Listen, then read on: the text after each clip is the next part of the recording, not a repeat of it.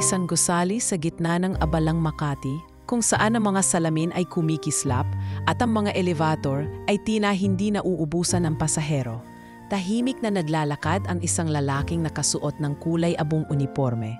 Bit-bit ang mop at balde. Maingat siyang umiwas sa mga naglalakad na empleyado para bang sanay na siyang hindi siya napapansin. "Good morning, Kuya Pilo," bati ng isang security guard habang nagbubukas ng pinto sa lobby. "Magandang umaga, Cardo." Mahinang sagot ni Pilo, sabay tango at tipid ng ngiti.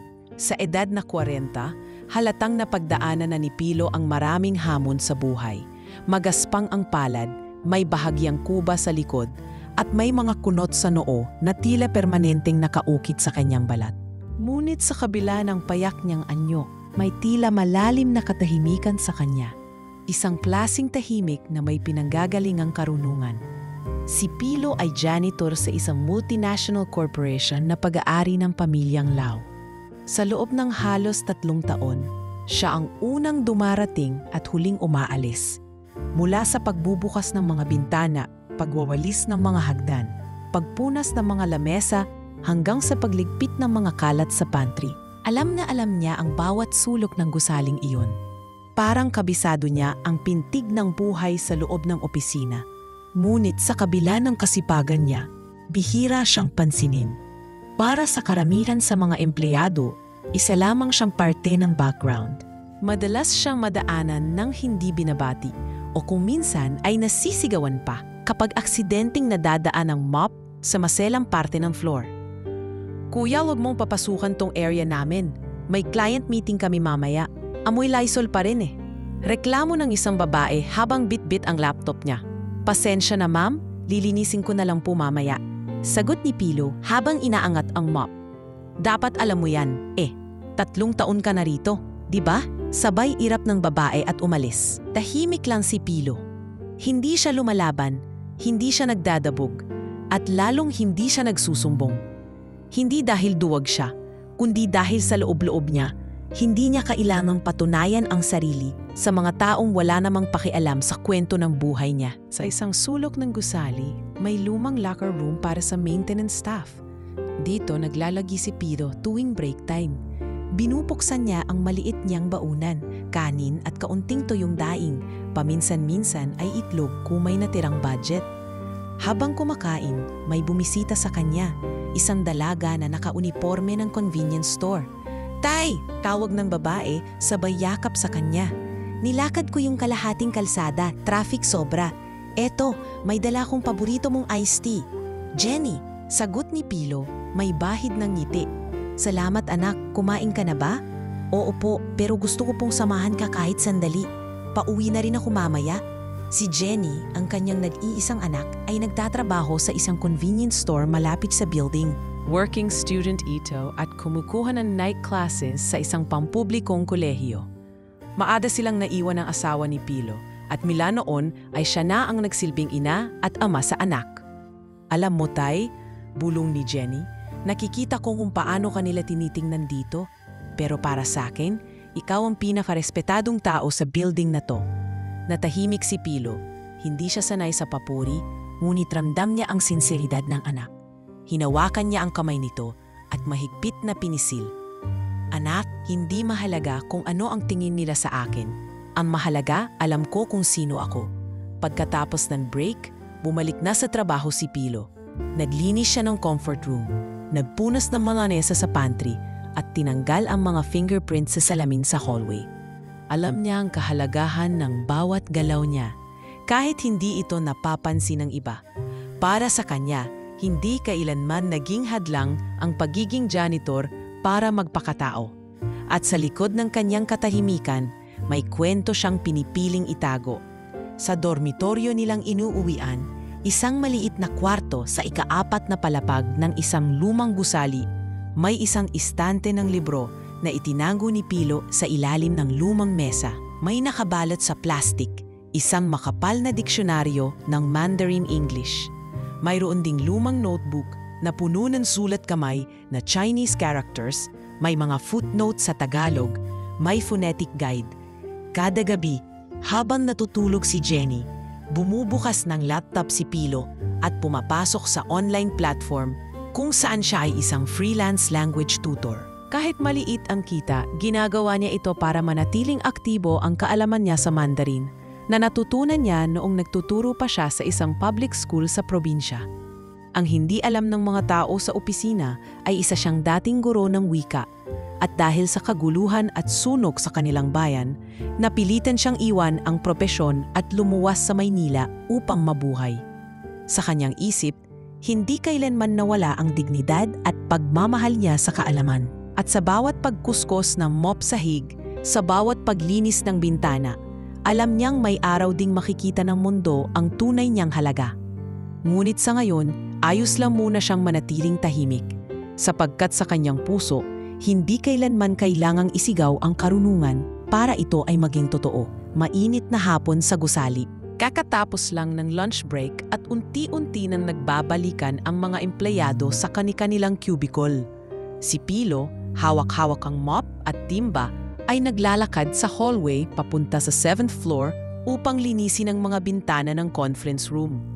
Habang binubuksan niya ang pinto, napansin niyang bukas ang ilaw at may mga papel na nakakalat sa lamesa. Kaagad siyang lumapit para ayusin ang kalat, ngunit sa kanyang pagyuko ay biglang bumukas ang pintuan sa likod niya. Ano ba yan? Bakit nandito ka? Hindi mo ba alam may meeting kami mamaya rito? Bulyaw ni Carla, isang senior marketing officer, habang palapit ng palapit kay Pilo. Agad siyang napaatras, hawak-hawak pa rin ang basang mop. Pasensya na po ma'am, akala ko po wala na pong tao. Mahinang tugon ni Pilo, hindi makatingin ng diretsyo. Di mo ba alam ang schedule ng floor na to?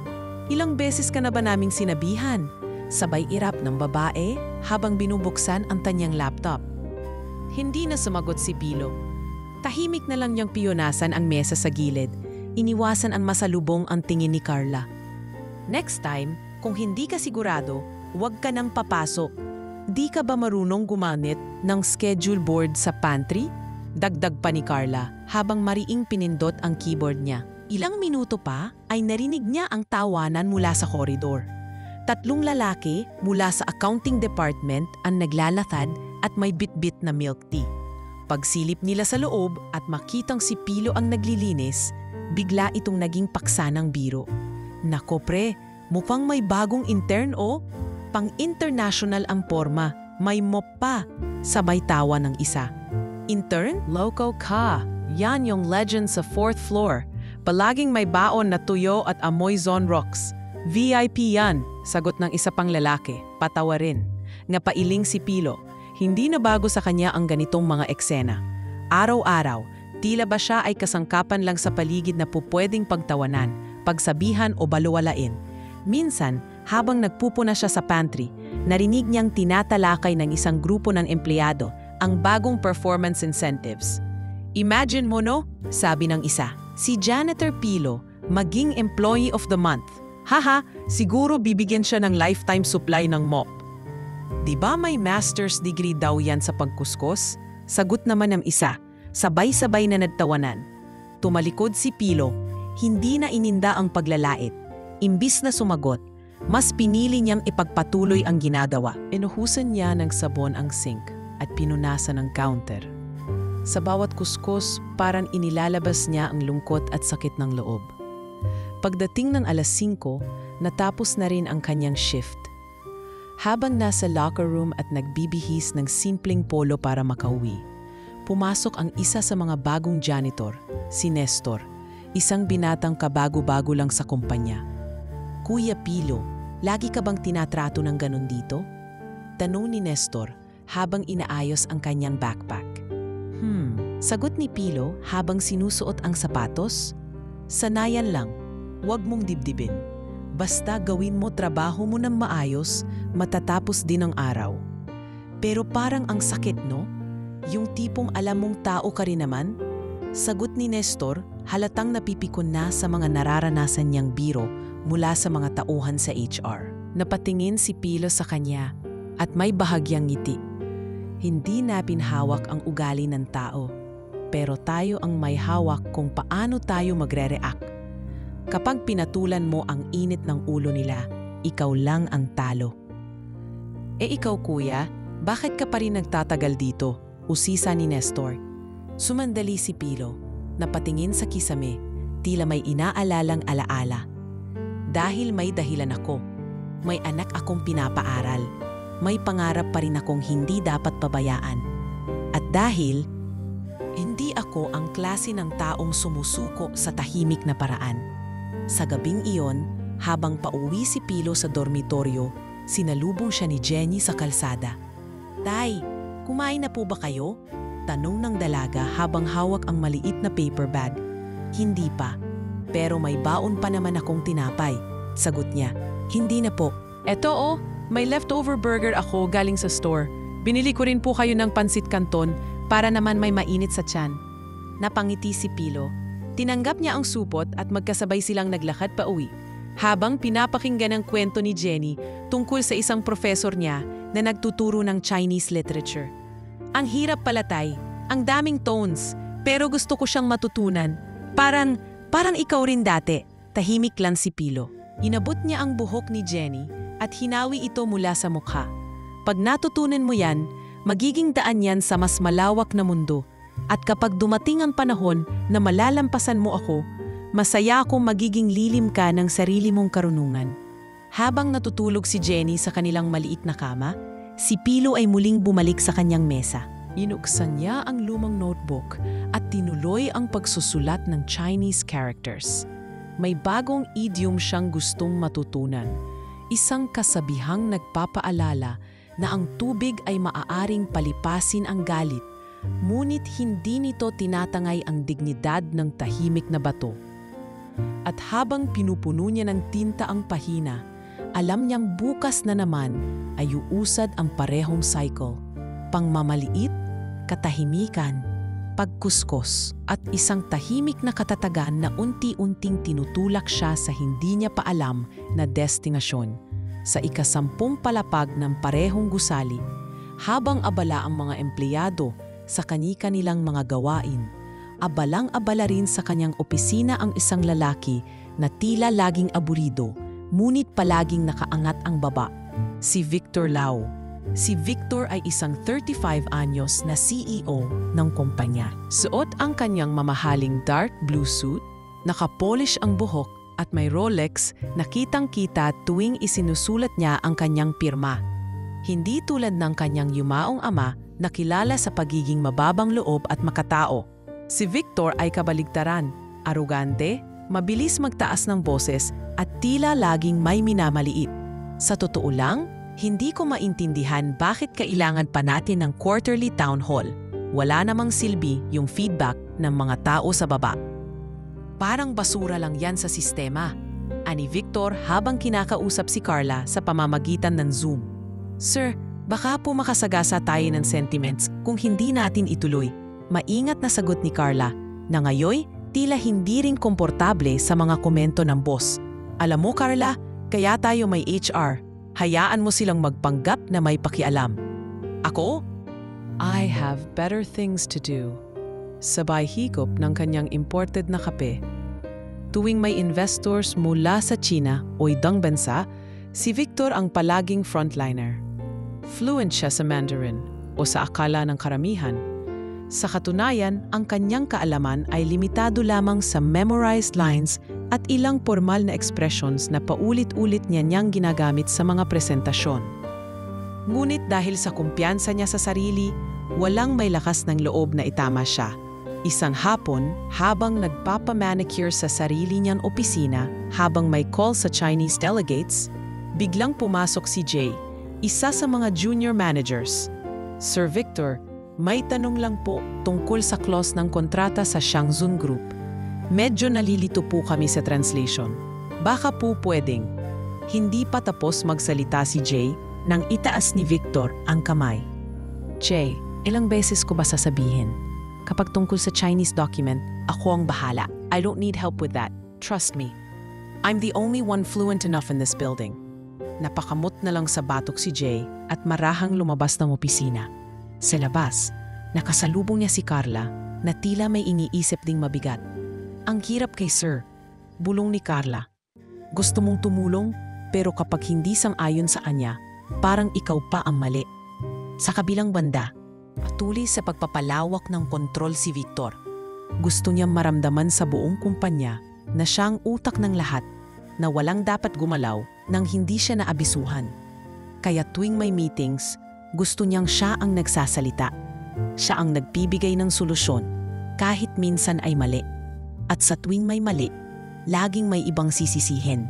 Minsan, habang nag-iikot sa building kasama ang ilang bisita mula Hong Kong, nadaanan nila ang hallway kung saan naglilinis si Pilo. "Teka lang," bulalas ni Victor. "Excuse me, janitor, pakipunas ng maayos to ha. May mga guests kami. Baka akalain nila third world standard tayo." Huminto si Pilo sa pagkukuskos at marahang tumango. "Opo sir." Isa sa mga bisita ay napangiti sabay sabing, "Ah, siya ang janitor nyo? Mukhang masipag." Tumango si Victor sabay tawa. "Yes, our very loyal cleaning crew.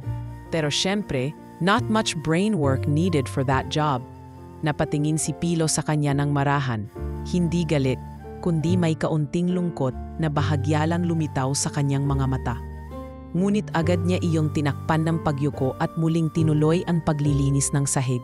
Sa isang panig ng lobby, habang pinapanood ng mga empleyado ang pagdadaos ng mini-launching event para sa bagong marketing campaign, hindi inaasahan ni Victor na magkamali siya sa kanyang impromptu na Mandarin introduction. "Ni hao, wo shi Victor Lau, wo xiang, ze shi women de xin, xiang mu." Bungad ni Victor, halatang hirap habulin ang tamang tono ng kanyang mga salita.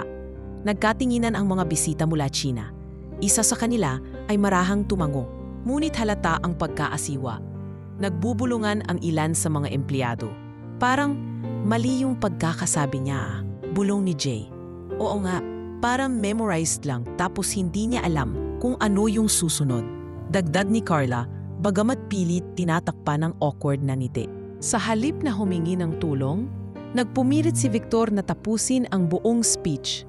Matapos nito'y mabilis niyang binaling ang usapan sa Ingles at nagbiro ng, well, you know, sometimes the language just doesn't cooperate." Sa gabing iyon, habang halos tapos na ang event at paalis na ang mga bisita, nag-ayos ng gamit si Pilo sa lobby. Hindi niya naiwasang marinig ang usapan ni Carla at Victor habang papalabas. "Sir, baka kailangan nating i-review ulit ang translation team natin. O kaya maghanap ng better interpreter," mungkahi ni Carla. "Interpreter? Are you suggesting I can't handle it myself?" singhal ni Victor. "Hindi po sir. I mean, baka lang kailangan natin ng mas detalyadong backup plan." Napailing si Victor. "Carla, let me remind you, ako ang CEO. Hindi ako basta-bastang empleyado. Kung may isang bagay na hindi ko kayang gawin, hindi ibig sabihin kailangan ko ng tulong. It just means I need to push harder." Habang nakayuko sa floor si Pilo, pinunasan niya ang natapong juice sa marble tiles. Hindi siya napansin. At hindi niya rin ipinaalam na naiintindihan niya ang usapang Mandarin, pati na ang tama at maling pagkakabigkas ng bawat salita. Sa isipan niya, bumalik ang aral ng kanyang propesor noong siya'y nag-aaral pa ng Mandarin sa probinsya. Ang tunay na bihasa sa wika ay hindi palaging malakas ang boses, kundi yaong tahimik ngunit marunong pumili ng tamang sandali. At sa sandaling iyon, alam ni Pilo, darating ang panahon na ang katahimikan niya ay mapapansin. Hindi sa salita, kundi sa bigat ng kanyang kilos at lalim ng kanyang kaalaman. Pero sa ngayon, hayaan muna niyang si Victor ang patuloy na magyabang. Dahil ang yabang, gaya ng pawis sa sahig, ay nawawala rin sa iisang hagod ng map ng panahon. Mabagal ang takbo ng gabi sa dormitoryo. Sa ika-4 na palapag ng lumang gusali, naroon sa loob ng isang siksik ngunit malinis na silid si Pilo, nakaupo sa harap ng isang maliit na mesa. Maingat niyang hinuhugasan ang kanyang kamay, pinupunasan ng tuwalya, at saka binubuksan ang kanyang lumang laptop. Tahimik ang paligid maliban sa ingay ng mga dumadaang jeep sa kalsada sa ibaba.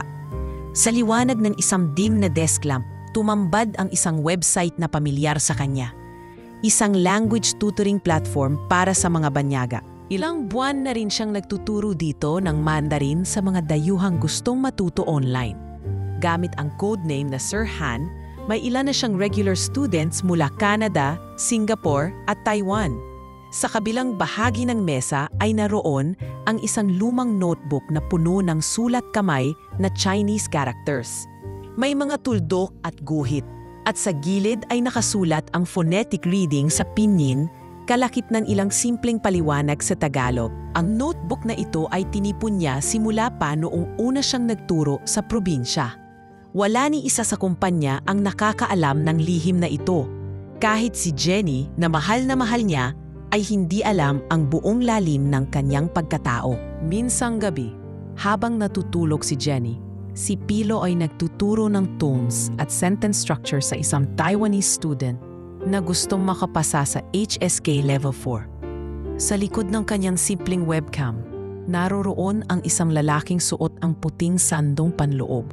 May salamin at may banayad na tinig. Ngunit sa bawat paliwanag niya sa Mandarin grammar, naroroon ang umpiyansa at lawak ng karunungan na hindi mo aakalaing nagmumula sa isang taong nagkukuskos ng banyo tuwing umaga. Sir Han, you explain so clearly. How did you learn Chinese so well? Tanong ng estudyante. Napangiti si Pilo. I was once a teacher in a public high school, but life took a turn. So now, I just teach wherever I can. A good teacher always finds a way. Matapos ang session, isinara niya ang laptop at sumandal sa sandalyang kahoy. Napatingin siya sa kisame. Tila inaalala ang dati niyang buhay. Sa probinsya, bago ang lahat ng ito, isa siyang kilalang guro sa district. Marami siyang estudyanteng naipasa sa scholarship exams, lalo na sa Chinese studies. Ngunit isang trahedya ang nagpabago sa takbo ng kanyang buhay. Isang sunog ang sumiklab sa kanilang lugar. Matapos ang isang kaguluhan sa bayan, nadamay ang kanilang bahay, pati ang eskwelahan kung saan siya nagtuturo. Namatay ang ilang kaklase ni Jenny noon at mula noon ay pinili ni Pilo na lumuwas sa Maynila para magsimula muli. Hindi na siya nakabalik sa pagtuturo dahil sa kakulangan sa requirements at edad. Mas pinili niyang maging janitor para lang masigurong may makakain silang mag-ama at makapag-aral ang anak niya. Sa isang sulok ng kanyang kwarto, may isang maliit na kahon na may lamang lumang ID, mga sertipiko at larawan ng kanyang mga estudyante noon. Ipinipikit na lang niya ang mata tuwing nahuhulog ang luha sa alaalang iyon. Kinabukasan sa opisina, habang nagwawalis si Pilo sa hallway, hindi niya napansin na paparating si Carla. Tila nagmamadali ito habang may hawak na coffee tumbler. Pagliko niya, aksidenteng natapik ni Carla ang braso niya at nabuhos ang kalahati ng kape sa blouse ng babae. Pasensya na po ma'am, gulat at tarantang sabi ni Pilo habang pilit inaabot ang mop para punasan ang sahig at ang paanan ni Carla. Are you kidding me? Sigaw ni Carla, sabay tingin sa blouse niya. Ang init nito, naku ang mahal pa naman ng blouse na to. Hindi ko po sinasadya. Ako na pong magbabayad kung kailangan po. Tugon ni Pilo, nanginginig ang kamay. Magbabayad ka? Sa sweldo mong pambigas lang ang kaya? Sabay halakhak ni Carla. Next time, tingnan nyo ang daan mo. Janitor ka lang. Walang imik si Pilo. Pinunasan niya ang kape at saka lumayo na lang ng tahimik, pinipigilan ang bigat sa dibdib. Habang patungo siya sa pantry, napadaan siya sa maliit na lounge kung saan may whiteboard na may pa-contest. Translate this Chinese proverb to English and win a Starbucks GC. May nakasulat na, In Shuai Si Yuan. Napatingin si Pilo sa board. Napangiti siya. Alam na alam niya ang kahulugan. When drinking water, remember the source. Hindi niya nilahad ang kaalaman niya. Bagkus ay tiningnan lang ito saglit at tumalikod. Habang nagpupunas ng mesa sa sulok ng pantry, napansin niya si Carla na nakatingin sa kanya. Nagkatinginan sila saglit. Tila may tanong sa mga mata ni Carla, ngunit hindi ito nagsalita. Sa sumunod na linggo, habang inaayos niya ang mesa ng conference room, hindi niya naiwasang mapansin ang ilang dokumentong naiwan. Isa roon ay isang proposal para sa joint venture sa isang Chinese firm. Kahit hindi niya intensyong pakialaman, Hindi niya maiwasang mapansin ang ilang mistranslations at malalabong grammar sa mga bahagi ng dokumento. Malinaw sa kanya na ang pagkakabuo ng ilang pangungusap ay mali ang kahulugan sa konteksto ng negosyasyon.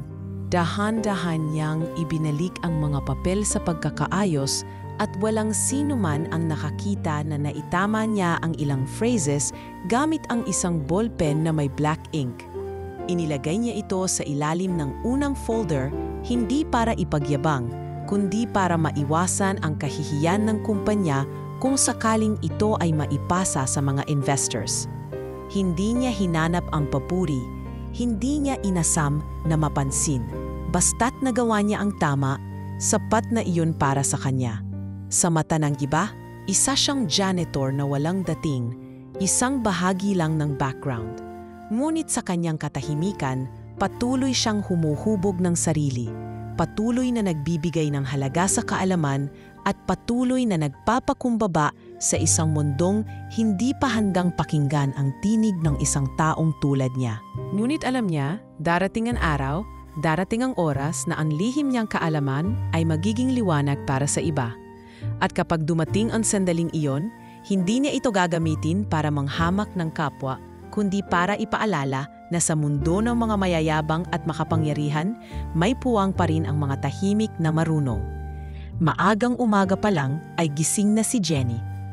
Nakatali ang buhok sa likod, suot ang luma ngunit malinis na uniforme ng convenience store. Habang nakaupo sa maliit na bangkito sa kanilang kwarto, hawak niya ang isang makapal na libro tungkol sa Basic Mandarin for Beginners. Halata sa mukha niya ang pagod mula sa gabi-gabing pag-aaral at pagtatrabaho. Ngunit hindi nawawala ang liwanag sa kanyang mga mata. Ang liwanag ng isang dalagang may pangarap. Tay, gising na po. Mainit pa po ang kape, marahang sabi ni Jenny habang inilalagay sa mesa ang tasa sa harap ni Pilo. Nanooy nakasubsob pa ang ulo sa luma niyang notebook. Pumumas si Pilo at numiti. Salamat anak, gabi ka na namang natulog? May quiz po kami mamaya sa online class. Pero okay lang, interesado ako sa lesson, tungkol po sa Chinese culture. Sagot ni Jenny habang binubuksan ang kanyang gamit. Tahimik silang nag-agahan ng tinapay at instant noodles sa likod ng simpleng hapagkainan. Damang-dama ang respeto at pagmamahalan sa pagitan nilang mag-ama. Anak, hindi mo kailangang puwersahin ang sarili mo. Hindi rin biro ang ginagawa mo. Nag-aaral, nagtatrabaho, wika ni Pilo habang hawak ang tasa. Hindi po ako napapagod kapag iniisip kong ito ang daan papunta sa pangarap natin, sagot ni Jenny na may matamis na ngiti. Tay, balang araw gusto ko ring tumayo sa harap ng estudyante. Gusto ko ring magturo. Gusto kong sundan ang yapak nyo. Hindi sumagot si Pilo agad. Sa halip, tiningnan niya lang ang anak niya. Sa kanyang mga mata, nandoon ang tahimik na tuwa at panalangin na sana matupad nga ang lahat ng sinasabi ng anak niya. Habang papasok si Jenny sa trabaho, dala ang notebook at ilang papel, isang pangyayari ang nagbigay linaw sa kanya kung gaano siya kaiba sa karamihan ng kabataan. Uy Jenny, sigaw ng isa sa mga kasamahan niya sa store. Puro aral ng aral, minimum lang din naman sweldo natin. Kalimutan mo na yung Chinese na yan. Sa social media, mas kikita ka pa, ngunit humiti lang si Jenny. May kanya-kanyang paraan ng pag-angat. Ito po ang para sa akin. Sa maliit na oras na natitira sa pagitan ng shift at klase, pumupunta siya sa isang public library malapit sa Quezon Avenue. Doon siya nagbabasa ng mga librong sinulat ng mga Chinese scholars. Nagtatanong sa librarian kung may bagong kopya at nagsusulat ng sariling lesson summaries. Pinupulot niya ang bawat salitang bago sa kanya at sinusubukang isalin sa sariling salita. Ginagawa niya ito hindi dahil sa pangarap lang niya, kundi dahil sa respeto niya sa kaalaman at sa inspirasyong nakuha niya sa tahimik ngunit matalinong ama. Minsang gabi, habang sabay silang kumakain ng hapunan, napag-usapan nilang muli ang tungkol sa pangarap niya. Tay, sakaling makakuha ako ng scholarship para sa language program na gusto ko, okay lang po ba sa inyo na lumipat ako ng mas malayong school? Tanong ni Jenny habang tinutusok ang fishball sa platito. Sandaling tumigil si Pilo sa pagkain, pumingin sa anak, saka ngumiti. Jenny, ang tungkulin ng isang magulang ay hindi hadlangan ang paglipad ng anak. Kahit pa ang ibig sabihin nito ay mawalan siya ng katuwang sa bahay. Pero tay, paano po kayo? Paano kung ako ang bahala sa sarili ko? Ang mahalaga, marating mo ang gusto mong puntahan. Hindi ko alam kung gaano pa ako katagal sa trabahong to, pero ang tanging gusto ko ay makita kang nakangiti sa harap ng classroom, nagtuturo, hawak ang sariling marker. Napaluha si Jenny. Tumayo siya, niyakap ang ama ng mahigpit. Pangako tay, hindi ko po kayo bibiguin. Dumating ang araw ng Quarterly Employee Appreciation Day sa kumpanya kung saan janitor si Pilo. Bilang tradisyon, pinapayagang isama ng mga empleyado ang kanilang anak o asawa sa munting salo-salo na ginaganap sa function room. Jenny, baka gusto mong sumama. Libre naman ang pagkain. Tsaka, baka makakilala ka ng mga taong makakatulong sa pangarap mo. Alok ni Pilo habang inaayos ang uniforme niya. Sure po tay, pero kayo rin po ang dapat bigyang parangal. Ikaw ang isa sa pinakamasipag sa buong building. Pagpasok nila sa event, maraming mga empleyado ang bumati kay Pilo, mga guard, mga kapwa maintenance at ilang HR staff. Ngunit may ilan ding nagtaas ng kilay nang makitang kasama niya ang anak. Nakaka-touch naman, sinama ni Madong Pilo ang anak niya. Ganda pa ng bata, sayang lang anak ng janitor, bulong ng isang babaeng admin na agad ring sinaway ng kasamahan niya. Hindi pinansin ni Jenny ang narinig. Sa halip, lumapit siya sa table na may nakapaskil na translate this phrase, win a scholarship voucher. May nakasulat sa Chinese, Xian Li Jutong, na pangiti siya. Alam niya ang ibig sabihin nito. A journey of 1,000 miles begins with a single step. Tahimik niyang isinulat ito sa sagutang papel. Inilagay ang pangalan niya at ibinalik ang ballpen. Kinagabihan, habang naglalakad silang mag-ama pa uwi, natatanggap si Jenny ng tawag mula sa isang hindi kilalang numero. Hello po? Opo, ako po si Jenny Lopez. Ha? Talaga po? Ako po ang nanalo? Napatingin siya kay Pilo. Tay, scholarship po yun. Para sa isang language course. 1 semester, full coverage, Thai, libre. Napayakap siya sa ama. At ang tuwa sa kanyang mukha ay parang aray na sumikat sa madilim na gabi ng kahirapan. Mula noon, mas lalo siyang ginanahang mag-aral at mas lalong tumibay ang kanilang ugnayan mag-ama. Sa pagitan ng hirap, puyat at kakapusan, may isang pangarap silang sabay na binubuo. Tahimik ngunit buo, payak ngunit malalim, simple ngunit matayog. Pangarap na hindi nabubura ng tingin ng iba, kundi lalo pang pinatatatag ng pananampalataya sa isa't isa. Isang linggo bago ang katapusan ng buwan, kumalat sa buong kumpanya ang balita. Darating na ang mga kinatawan ng isang kilalang conglomerate mula Shanghai para sa isang posibleng multi-billion peso partnership. Ang tensyon ay parang usok na kumakalat sa bawat sulok ng opisina. Ang mga department heads ay nagmadaling mag-ayos ng presentation habang ang HR ay abala sa pagre-remind ng dress code at protocol para sa araw ng pagdating ng mga bisita. Sa lounge ng ikalimang palapag, abala si Carla habang may hawak na clipboard. Lahat ng empleyado dapat naka-formal, walang polo shirt. At please sabihin niyo sa mga utility staff na huwag masyadong umikot sa hallway during meeting hours. Utos niya sa kanyang assistant habang mabilis na naglalakad papunta sa conference room. Noted po ma'am, sagot ng assistant. Sa pantry, narinig ni Pilo ang abalang pag-uusap ng mga staff tungkol sa paparating na investors. Pare, balita ko, mga bigating Chinese businessmen daw yon. Mga matitinik. Malulugi tayo pag pumalpak si Boss Victor. Sabi ng isang lalaking nakakote. Baka nga, sana magamit na ni Boss ang fluency niya sa Mandarin, sagot ng isa. Kasi last time, medyo off yung tono niya. Napalingon si Pilo sa direksyon ng boses. Tahimik siyang ngumiti habang patuloy na pinupunasan ng mesa. Alam niyang malaki ang tsansang magkaroon ng misunderstanding kapag hindi tama ang paggamit ng wika. Lalo na sa mga sensitibong usapan, gaya ng business deals. Ngunit gaya ng dati, pinili niyang hindi makialam. Nang sumapit ang araw ng pagdating ng investors, naging mas mahigpit ang seguridad sa gusali. May mga gwardyang nakaposte sa bawat pit. Sa halip na ang karaniwang mop, hawak niya ngayon ang floor polisher at naka-assign siya sa main lobby kung saan idaraos ang welcome reception. 10:00 ng umaga, dumating ang 3 black luxury vans. Bumaba ang mga delegado mula Shanghai, nakasuot ng maayos, may dalang attaché cases at may aura ng kumpiyansa sa sarili. Sinalubong sila ni Victor Lau na halos magpalit ng kulay sa mukha dahil sa kaba. Ni hao, huanying, huanying, bati ni Victor na may pilit ng ngiti. Napansin agad ni Pilo mula sa kanyang kinatatayuan na hindi ganoon kalinaw ang bigkas ni Victor. Ang tono ay masyadong mababa at may ilang maling intonasyon. Ngunit wala siyang sinabi. Hindi naman siya parte ng welcoming committee.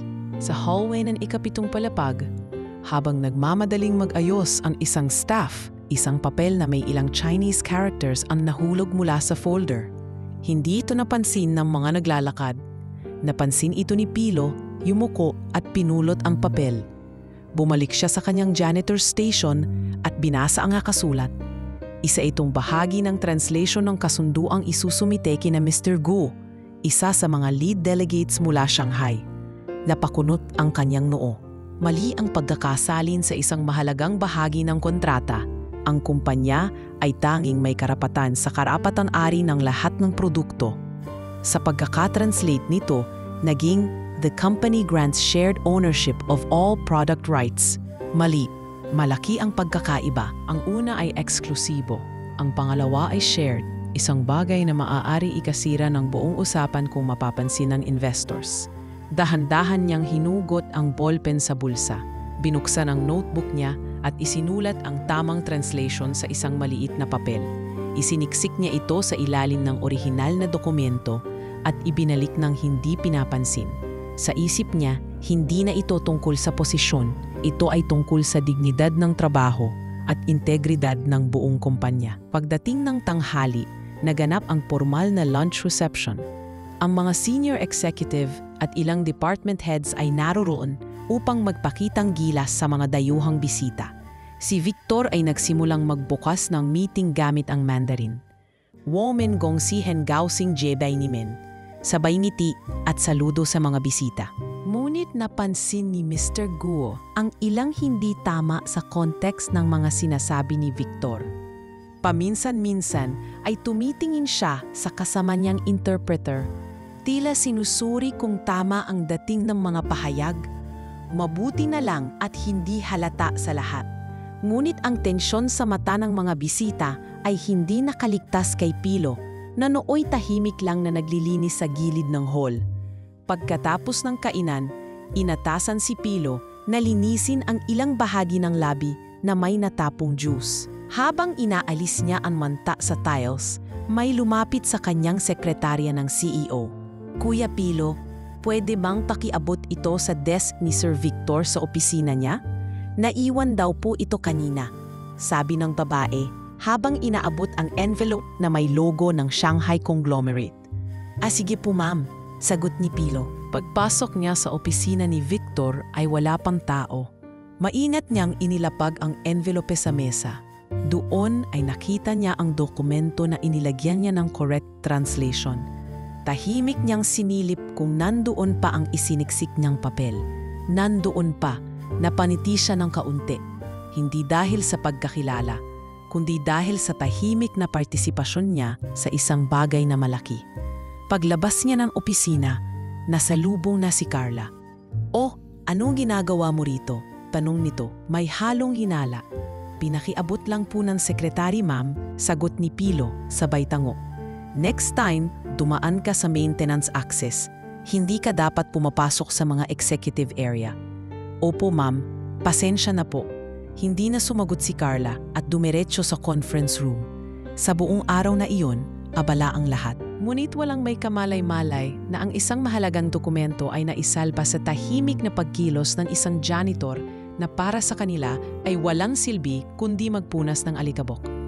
At sa gabing iyon, habang natutulog si Jenny, ipinagdasal ni Pilo na sana hindi masayang ang maliit niyang tulong.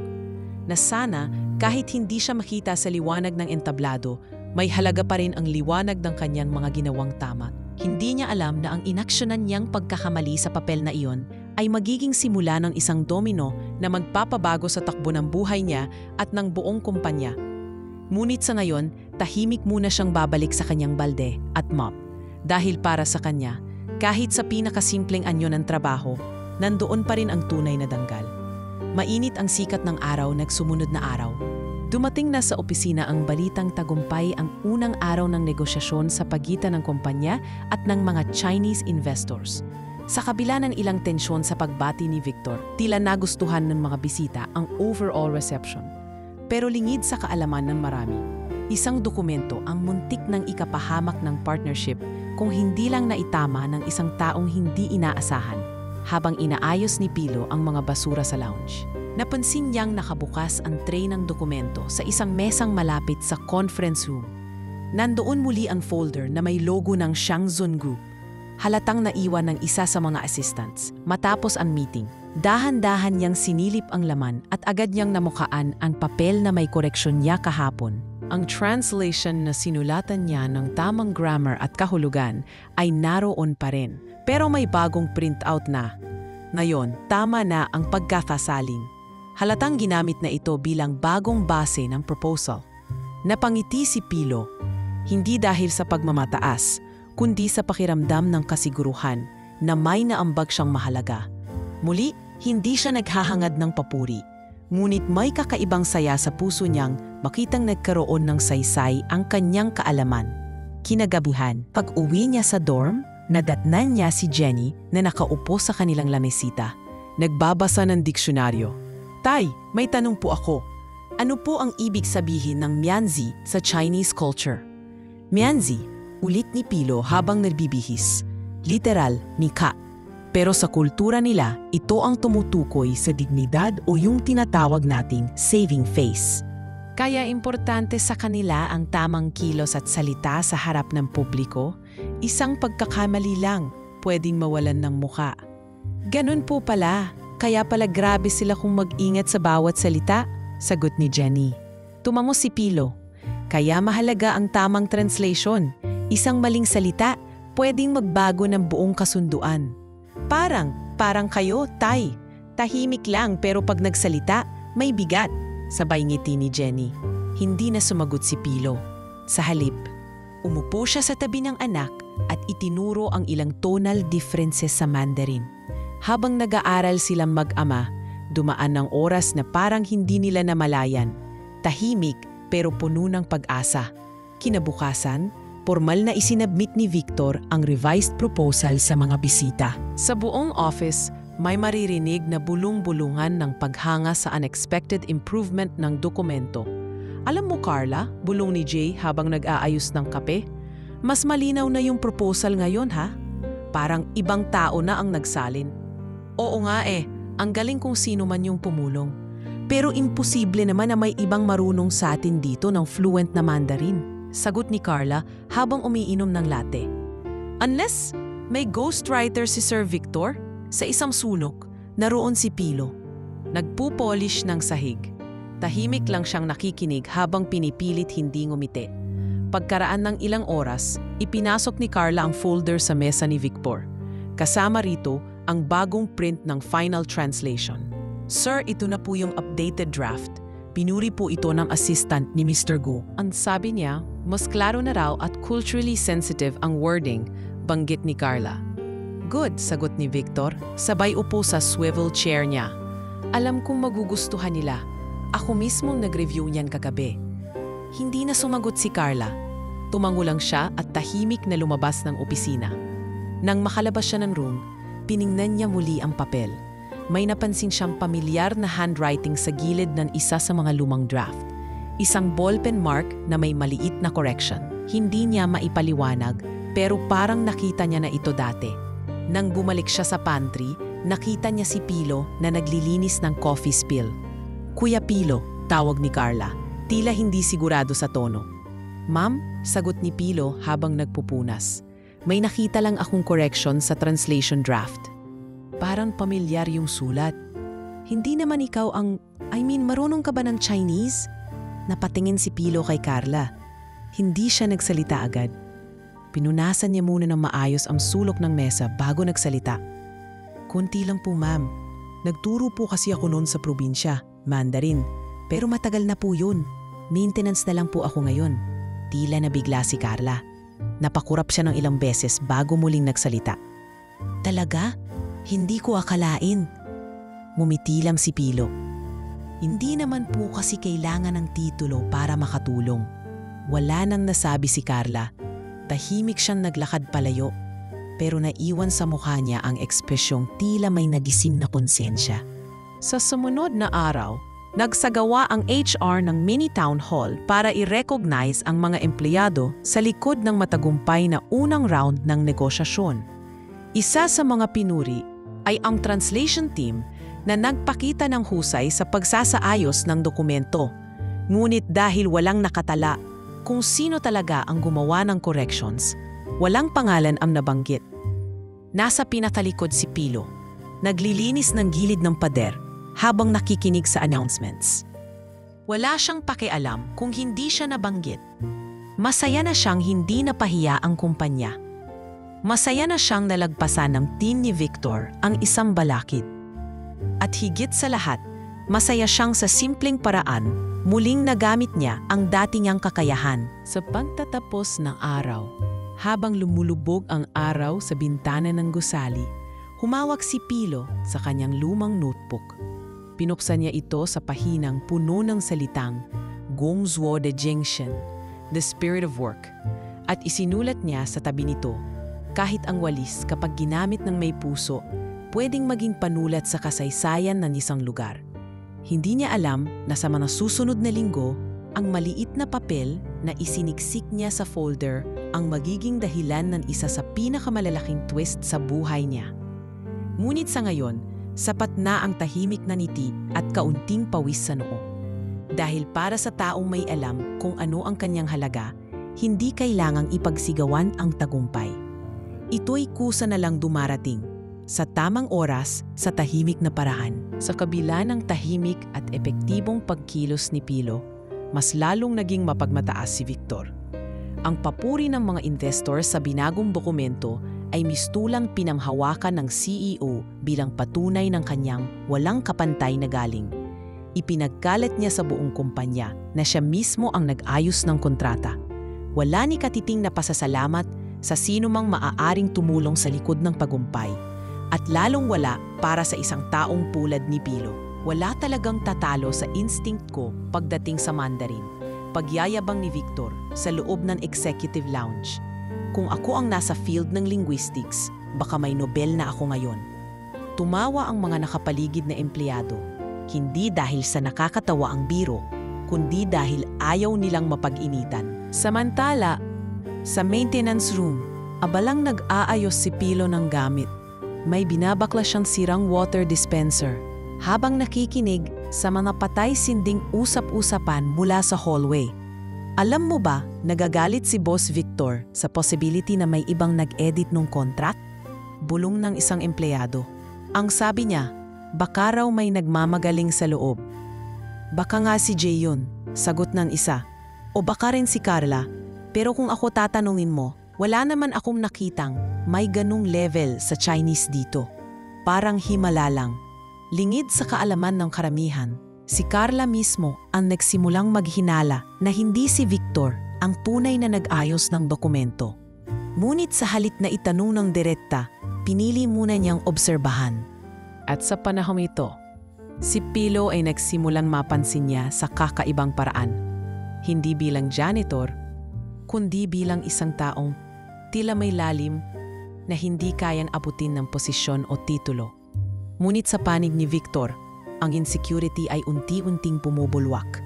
Isang umaga, ipinatawag niya ang lahat ng empleyado sa ilalim ng operations para sa emergency meeting. Ang dahilan?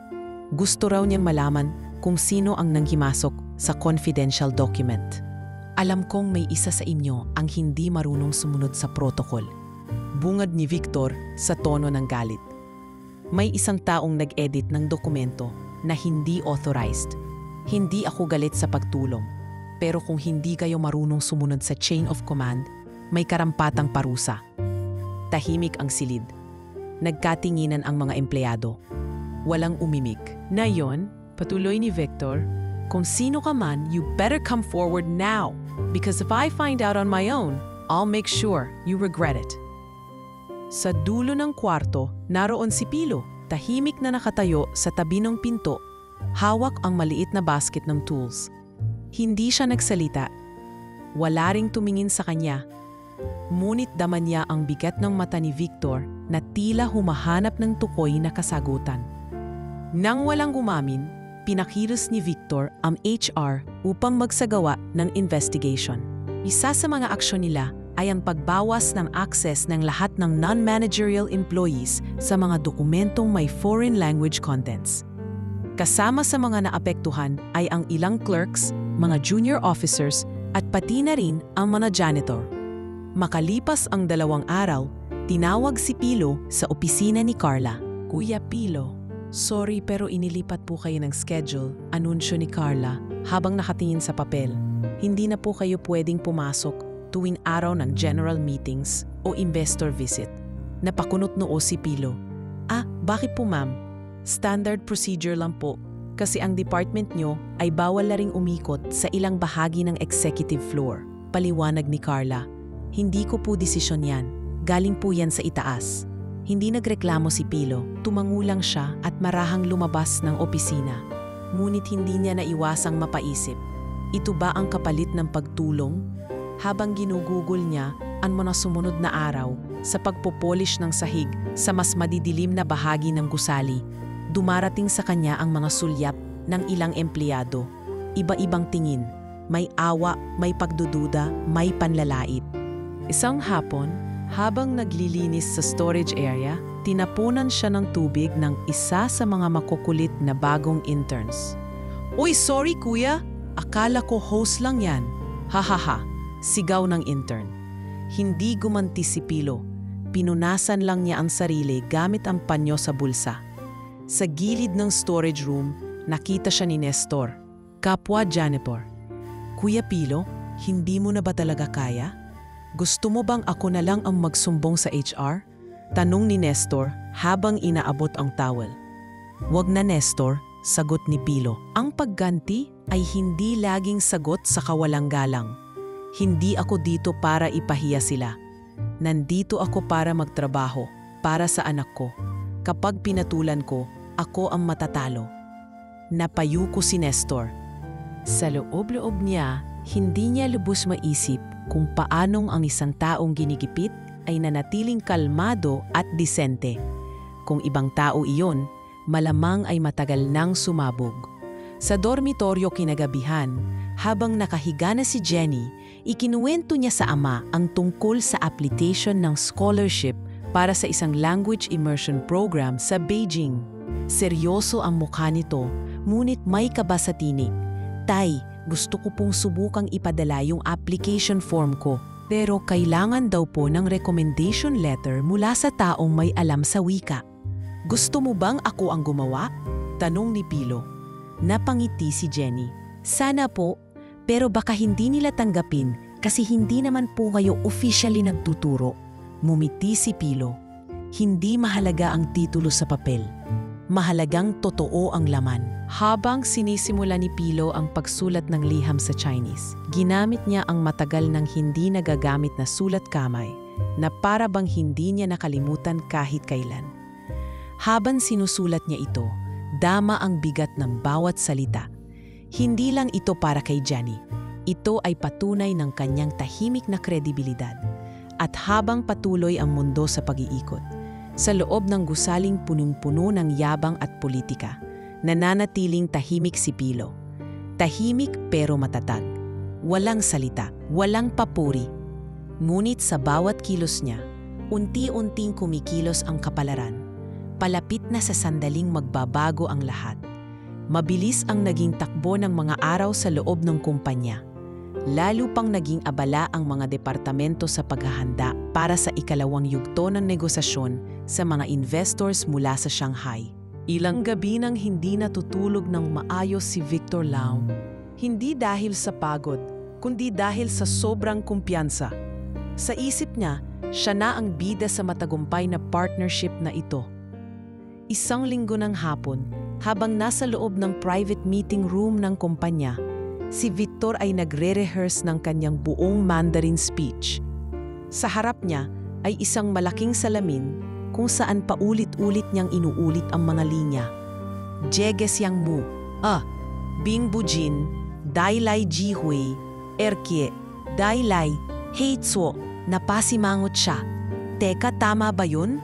Parang may kulang. Binuksan niya ang app sa cellphone na ginagamit niyang translator. Doon niya pinilit hanapin ang tamang phrasing, ngunit ilang beses niyan binago-bago ang pagkakasabi. Sa halip na humingi ng tulong sa interpreter ng kumpanya o kahit sa isang eksperto, ay nagmatigas siyang siya mismo ang babanggit sa presentasyon. Sa kabilang banda, si Carla ay naging abala rin sa pag-aayos ng lahat ng logistics. Ngunit hindi niya maiwasang mapansin ang tensyon sa paligid.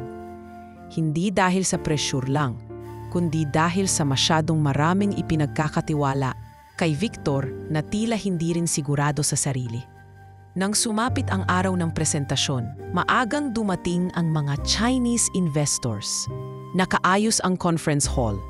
May digital projector, mga printed presentations sa 2 wika, at catered Chinese dishes mula sa isang kilalang restaurant sa Binondo. Si Pilo naman ay na-assign na maglinis sa loob ng elevator at corridors malapit sa meeting area. Bagamat hindi siya kasama sa meeting, alam niyang mahalaga ang araw na iyon. Tahimik siyang nagtrabaho habang naka-headset at pinapakinggan ang isa sa kanyang regular na Mandarin learners sa isang recorded session. "Ikaw talaga, Tay," sabi ni Jenny sa kanya sa umagang iyon bago siya umalis. "Mas marami ka pang estudyanteng banyaga kaysa sa mga propesor sa universidad. Mas masaya akong sila ang natututo, anak." Tugon ni Pilo habang inaayos ang strap ng kanyang backpack. "Pero Tay, minsan naiisip ko rin, paano kung makilala ka nila bilang guro? Hindi ba dapat malaman din ng iba kung sino ka talaga? Hindi lahat ng kaalaman ay kailangan ipaglandakan.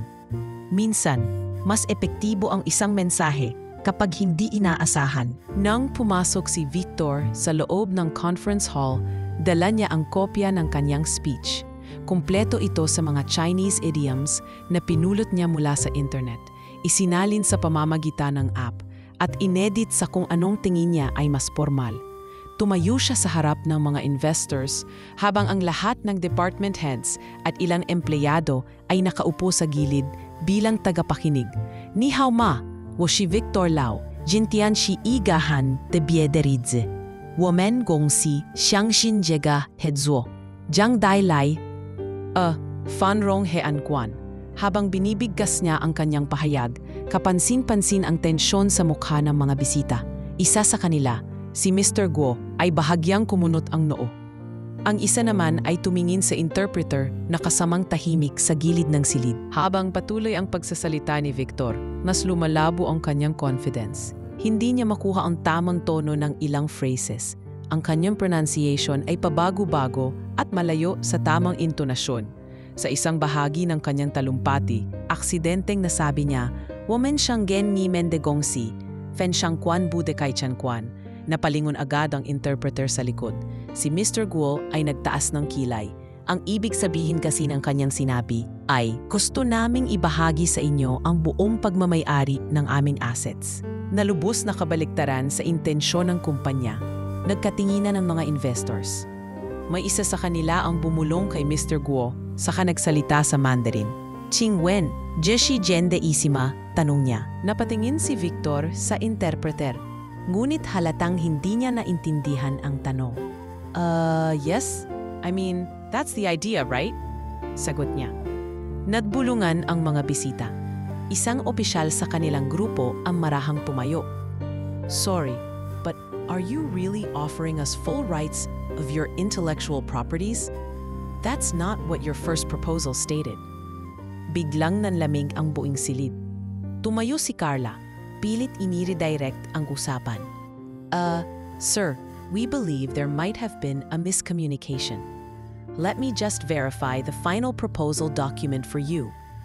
Ngunit bago pa man makausad ang paliwanag, sinabi ni Mr. Guo, "We are willing to give a second chance, but only if someone can explain the real proposal clearly in Mandarin." Tahimik ang lahat. Walang makatingin kay Victor. Si Carla ay tila na blanco. Ang interpreter ay hindi rin handa para sa ganitong uri ng live clarification. Sa katahimikan, isang mahinang tinig ang lumitaw mula sa bukas na pintuan sa gilid. Kung papayag po kayo, ako na lang po ang babasa. Ani Pilo, tahimik ngunit malinaw ang tinig. Lahat ay napalingon. Nakatayo si Pilo sa may pasilyo. May dalang mop at timba. Hindi siya nakasuot ng coat o formal na kasuotan, kundi simpleng polo at faded na pantalon. "Who are you?" Kanong ng isang assistant. "Pilo Lopez po, maintenance staff. Pero marunong po ako ng Mandarin," sagot niya. Napailing si Victor at napangisi. "Talaga ba? Maintenance na marunong mag-Chinese? Sige, kung binasa mo yan ng tama sa harap nila, sayo na ang kumpanya ko." Tumawa ang ilan. Ngunit ang sumunod ay isang katahimikan na hindi inaasahan ng sinuman. Tahimik na tinanggap ni Pilo ang folder mula kay Carla. Tumayo sa harap ng mga bisita at dahan-dahang binasa ang bawat linya ng kontrata sa Mandarin. Walang mali, walang alinlangan, malinaw, may tamang tono at tamang idiom usage. Wari mo'y isang propesyonal na tagasalin mula sa embahada. Nang matapos siya, napapalakpak si Mr. Go at ang buong delegasyon. "Wagan daw Jingya," ani ni Mr. Go. "Ta bu jin hui hua, kilyao je woman pong wen hua." "I'm surprised. He not only speaks well, but also understands our culture." Wala ni isang makapagsalita.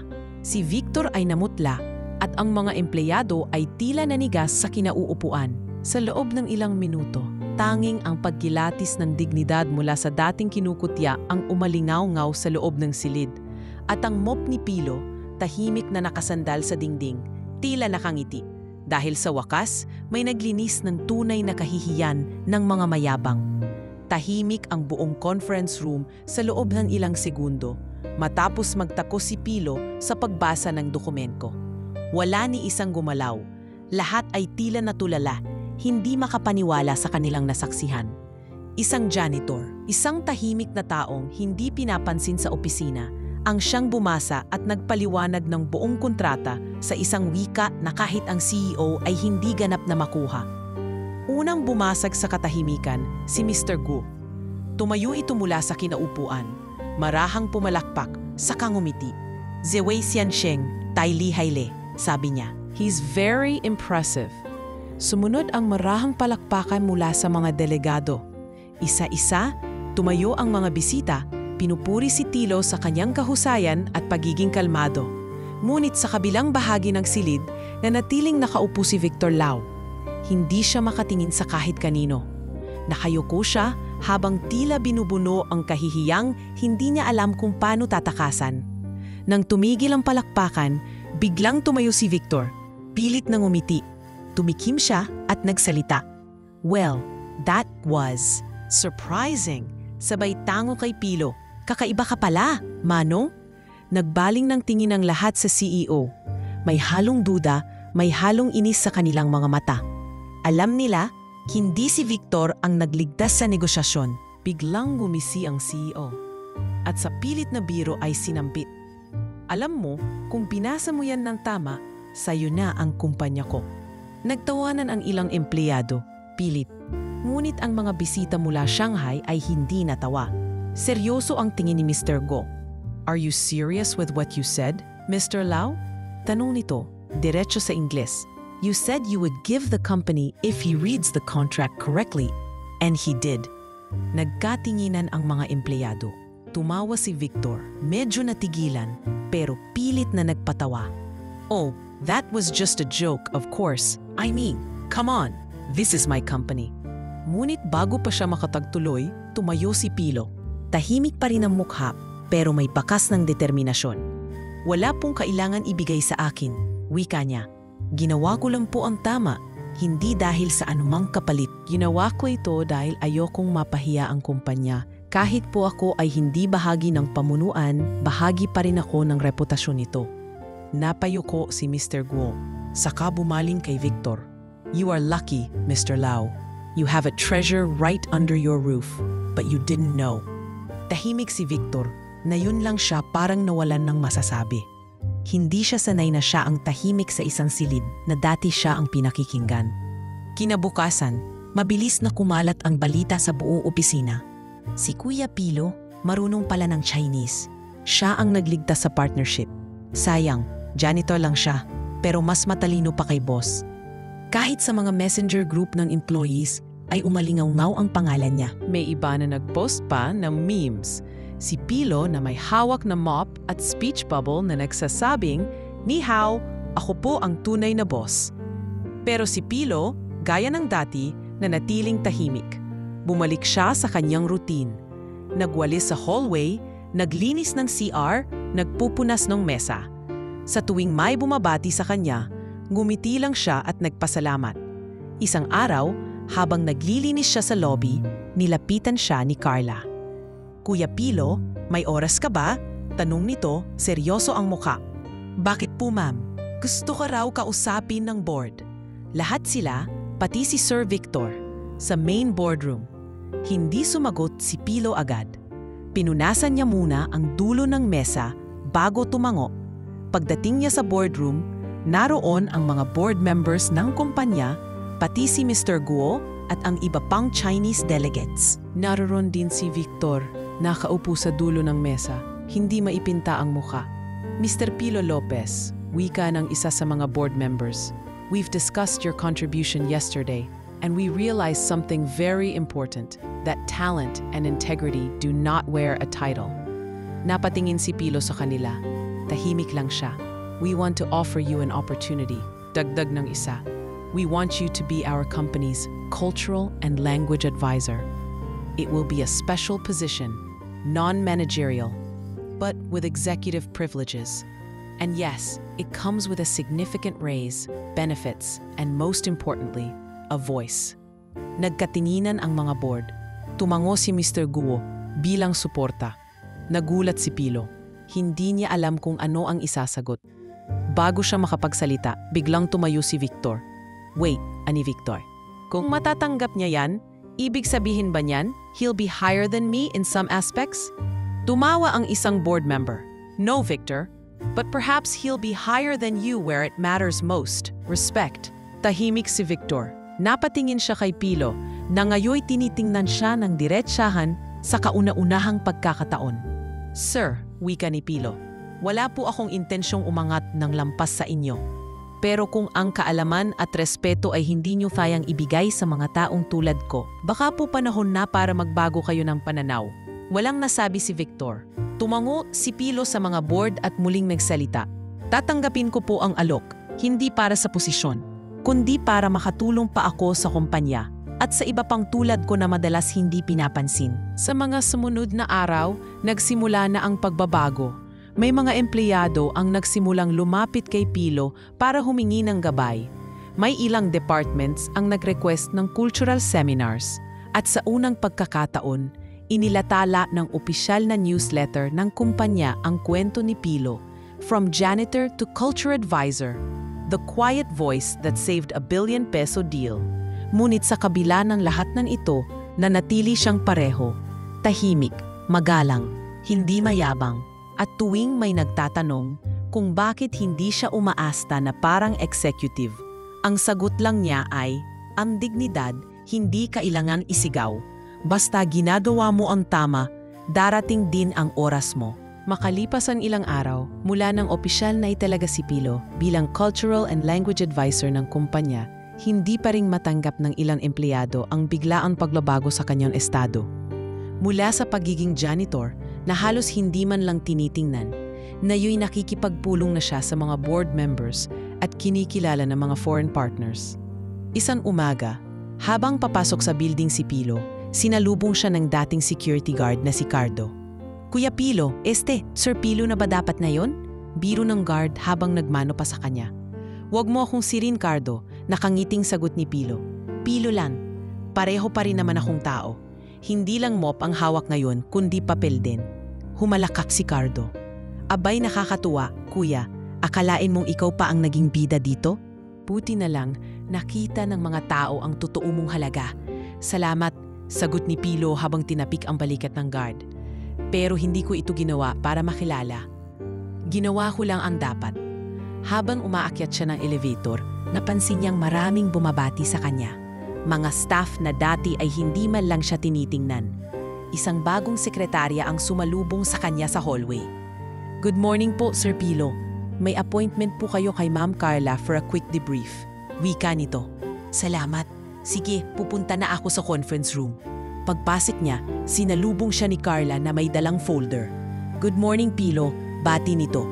May ipinadalang request ang Chinese delegates. Gusto raw nila ng language training para sa mid-level officers natin. And they specifically requested you. Natawa si Pilo. "Ako raw? Hindi naman ako professional na trainer. Hindi man professional sa papel." Sagot ni Carla. "Pero base sa nakita nila sa'yo, ikaw ang pinakamay kakayahan at pinakamay respeto sa wika at kultura nila." Napayuko si Pilo. Medyo nahihiya pa rin. Hindi pa rin sanay sa papuri. Sa hapon ring iyon, dumaan sa opisina si Mr. Guo at ilang Chinese delegates upang formal na makipagkape kay Pilo. Hindi ito pangkaraniwang practice, lalo na't si Mr. Guo ay kilalang mahigpit at bihirang makipag-usap sa mga hindi executive. Ngunit ngayon, siya pa ang pumunta sa maliit na conference area kung saan naghihintay si Pilo. "Lao Shi Pilo," masiglang bati ni Mr. Guo. "We brought you tea from Suzhou. Very special." Tinanggap ni Pilo ang tea, sabay sagot ni Tai Kachile, Guo Xianseng.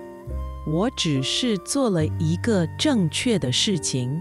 "We're too kind, Mr. Guo. I only did what was right." Napanganga si Carla. Hindi niya inaasahang ganoon ka-fluent ang pagsagot ni Pilo. Hindi lang ito memorized phrases. May lalim, may dandamin. Ang mga delegado napangiti rin. "Your Mandarin is not only fluent," ani Mr. Guo. "It is heartfelt, like someone who lived with our people."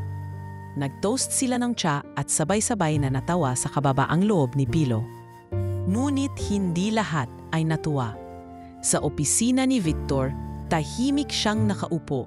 Tinititigan ang isang frame ng larawan ng kanyang yumaong ama, ang dating CEO ng kumpanya. Para bang nanunuot sa kanya ang lungkot at hiya. Alam niyang nasayan ang oportunidad niya bilang pinuno. Alam niyang sa sobrang taas ng tingin niya sa sarili, napahiya siya, hindi lang sa harap ng mga dayuhan, kundi sa harap ng buong organisasyon. Maya-maya, kumatok si Carla sa pintuan. "Victor, pwede ba tayong mag-usap?" tanong niya. Pasok, mahinang sagot ni Victor. Umupo si Carla sa tapat niya at iniabot ang isang report. Ito ang summary ng feedback ng Chinese investors. Sobrang taas ng rating nila sa handling mo ng partnership dahil kay Pilo. Hindi sumagot si Victor, nakatingin lang sa papel. "Hindi ko sinasabi na wala kang ginawa. Pero I think you should know, nagbago na ang ihip ng hangin. Lahat ng tao ngayon tinitingnan siya. At hindi dahil sa posisyon, kundi dahil sa ugali at galing niya." Tiningnan ni Victor si Carla. "Sa totoo lang, hindi ko siya kinayang tapatan." Nagpakita siya ng galing sa lugar na hindi ko pinansin. Tahimik ang dalawa. Hanggang sa muling nagsalita si Carla. "Alam mo, Vic, hindi pa huli ang lahat para bumawi. Hindi para sa kumpanya, kundi para sa sarili mo." Tumango si Victor, ngunit hindi pa ring nagsalita. Sa susunod na araw, muling nagtipon ang buong kumpanya para sa isang simpleng awarding ceremony para sa lahat ng staff na naging bahagi ng matagumpay na partnership. Sa dulo ng programa, tumayo ang HR manager. "Ngayon, gusto naming kilalanin ang taong hindi lamang nagpakita ng galing, kundi ng tunay na malasakit at karunungan sa gitna ng katahimikan. Please welcome on stage, Mr. Pilo Lopez." Tumayo si Pilo sa gitna ng napakabagal na palakpakan na unti-unting lumakas habang papunta siya sa entablado. Ang mga dating nagmaliit sa kanya ngayon ay pumapalakpak na may respeto sa mata. Pagharap niya sa mikropono, nagpakalalim siya ng hinga at nagsimula. "Hindi po ako sanay magsalita sa harap ng maraming tao. Mas sanay akong maglinis ng sulok na walang nakatingin. Pero ngayong nandito na rin ako, gusto ko pong pasalamatan ang bawat isa. Hindi po ako nagtrabaho para mapansin. Nagtrabaho po ako para mapanatili ang dangal ng bawat espasyo." At kung may natutunan man kayo sa kwento ko, sana ito yun. Ang kaalaman ay hindi palaging nakasuot ng Amerikana. Minsan, dala ito ng may kupas na polo at bit-bit na mop. Nagpalakpakan ang lahat. Tumayo ang ilang empleyado. Maging si Carla ay palihim na nagpahid ng luha. Sa sulok ng kwarto, nakatayo si Victor, tahimik. Ngunit sa kauna-unahang pagkakataon, pumalakpak siya, buong puso. At sa dulo ng kanyang palad, naroroon ang pagkilala sa isang taong minsan niyang minamaliit. Ngunit ngayon ay itinuturing na pinuno, hindi sa posisyon, kundi sa respeto ng buong organisasyon. Matapos ang engranding awarding ceremony kung saan kinilala ang tahimik na kontribusyon ni Pilo, mabilis na nagbago ang ihip ng hangin sa loob ng kumpanya. Sa unang pagkakataon, nagkaroon ng panibagong pagtingin ang mga empleyado sa bawat isa, lalo na sa mga dati nilang hindi pinapansin. Parang bigla silang nagising na sa bawat sulok ng opisina, may talento at husay na nagkukubli sa simpleng anyo. Naging usap-usapan sa mga departamento ang pagkakaroon ng Language and Cultural Director. Bagamat inialok kay Pilo ang posisyon, maingat niyang tinanggihan ito. Wala akong sapat na karanasan sa pamamahala ng buong departamento. Paliwanag niya kay Carla na noon ay bagong na-promote na HR head. Ayokong magmukhang umaakyat lang ako dahil sa isang araw ng swerte. Mas gusto kong makatulong kung saan ako pinaka-epektibo. Ngunit hindi nagdalawang isip ang board na bigyan si Pilo ng consultant posisyon at higit sa lahat, scholarship para kay Jenny, isang bagay na mas pinili niyang ipaglaban kaysa sa posisyon o sweldo. Sa tingin niya, ito ang pinakamahalagang gantimpala, ang mabigyan ng daan ang anak sa mundo ng edukasyon na noon ay hindi nila mahawakan dahil sa hirap ng buhay. Isang gabi sa dormitoryo, bumalik si Jenny na may dalang liham at malaking ngiti. Tay, may sulat po galing sa Chinese firm. Inoferan po nila ako ng full scholarship, tuition, allowance, pati review classes. Tay, mag-aaral po ako sa universidad na noon pangarap ko lang. Napaluhod si Pilo sa saya. Mahigpit niyang niyakap si Jenny habang paulit-ulit ang pasasalamat sa langit. Sa gitna ng mga patak ng luha, naroon ang kabuuan ng lahat ng hirap, lahat ng pagtitiis at lahat ng pangarap na unti-unting natutupad. Kinabukasan, ipinatawag ni Carla si Pilo sa kanyang bagong opisina. Pilo, gusto sana kitang tanungin kung handa ka bang magturo ng cultural orientation. Hindi ka department head, pero ikaw ang pinakamay alam sa context. At huminto si Carla at ngumiti. Ikaw na rin ang gusto ng mga foreign partners na mag-facilitate ng cross-cultural communication. Natigilan si Pilo. Ako pa rin ba, Carla? Wala namang diploma para sa ganitong role. Wala. Pero ang meron ka ay yung respeto ng mga tao at tunay na karanasan. Hindi yan kaya ng papel, sagot ni Carla. Pumayag siya. Kaya sa mga sumunod na linggo, nagdaos si Pilo ng serye ng workshops at seminars. Puno ang conference room sa unang araw. Hindi dahil mandatory ito, kundi dahil gusto ng mga empleyado at executives na marinig ang kwento niya at matutunan kung paano mag-navigate sa iba't ibang kultura, hindi lang sa negosyo, kundi pati sa araw-araw na buhay. Sa loob ng silid, nagturo si Pilo gamit ang mga karanasan niya. Paano magpakumbaba, paano magtanong ng may respeto, paano ang wastong pag-aabot ng business card sa Chinese, paano umupo sa negotiation table nang hindi nanliliit o nagyayabang. Ang dating tinutupso at minamaliit, ngayon ay ginagaya at hinihingan ng tips. Maging ang ilang managers na dati ay taas noo, ngayon ay magalang nang lumalapit kay Pilo. Kuya Pilo, paano niyo po nasanay ang sarili niyong hindi pumatol sa pangmamaliit? Tanong ni Jay, isang dating kasama ni Carla sa marketing. Ngumiti lang si Pilo. Hindi madaling magtimpi, Jay. Pero kapag natutunan mong magtimpi, hindi ka na natitinag ng kahit anong insulto. Mas mahalaga ang paninindigan kaysa pride. Isa pang empleyado ang nagtanong, Sir Pilo, paano niyo po napag-aralan lahat ng yan?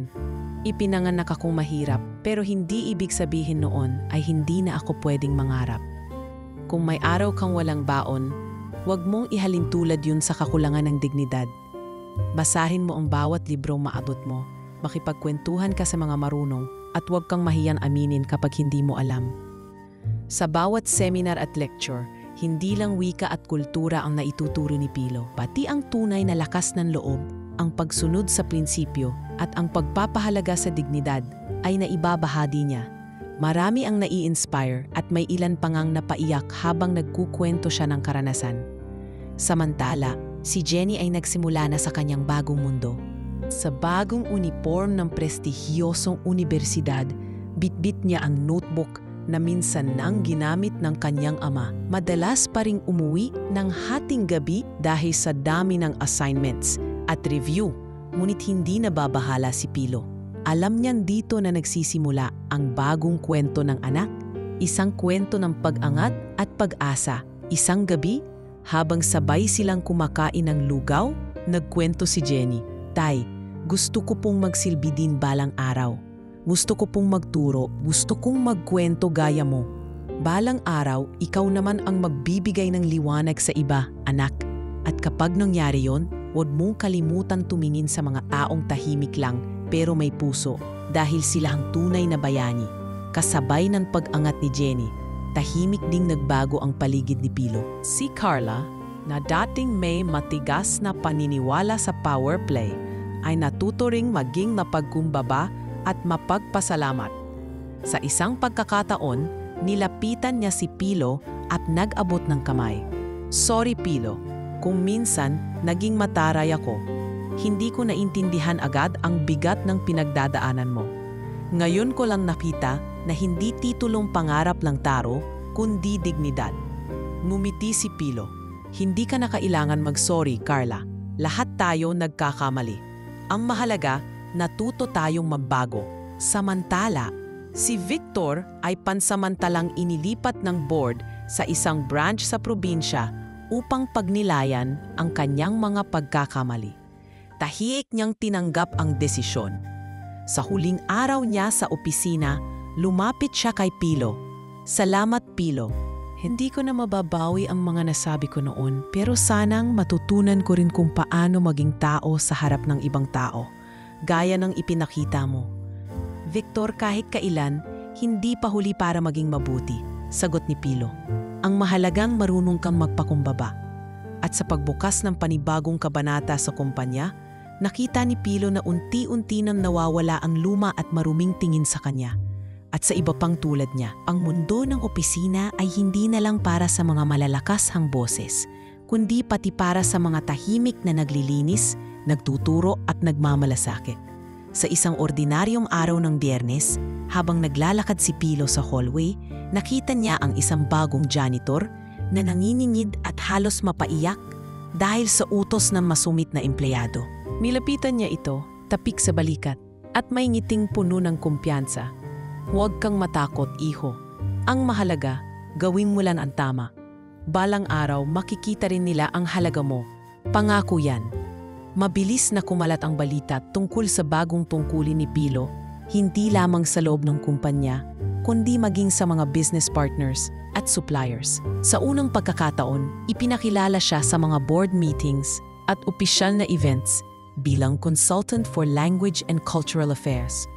Ngunit higit pa sa bagong posisyon o titulo, mas mahalaga ang mga pagbagang unti-unting nangyayari sa loob ng kumpanya. Ang una sa mga ito ay ang pagtatayo ng panibagong department para sa language and cultural training. Hindi ito naging madali.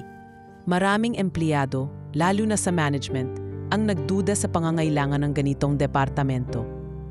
Hindi ba't sapat na ang HR para sa mga training? Bakit kailangan pa ng bagong grupo? Bulong-bulungan ng ilan sa pantry. Ngunit hindi pinansin ni Pilo ang mga duda.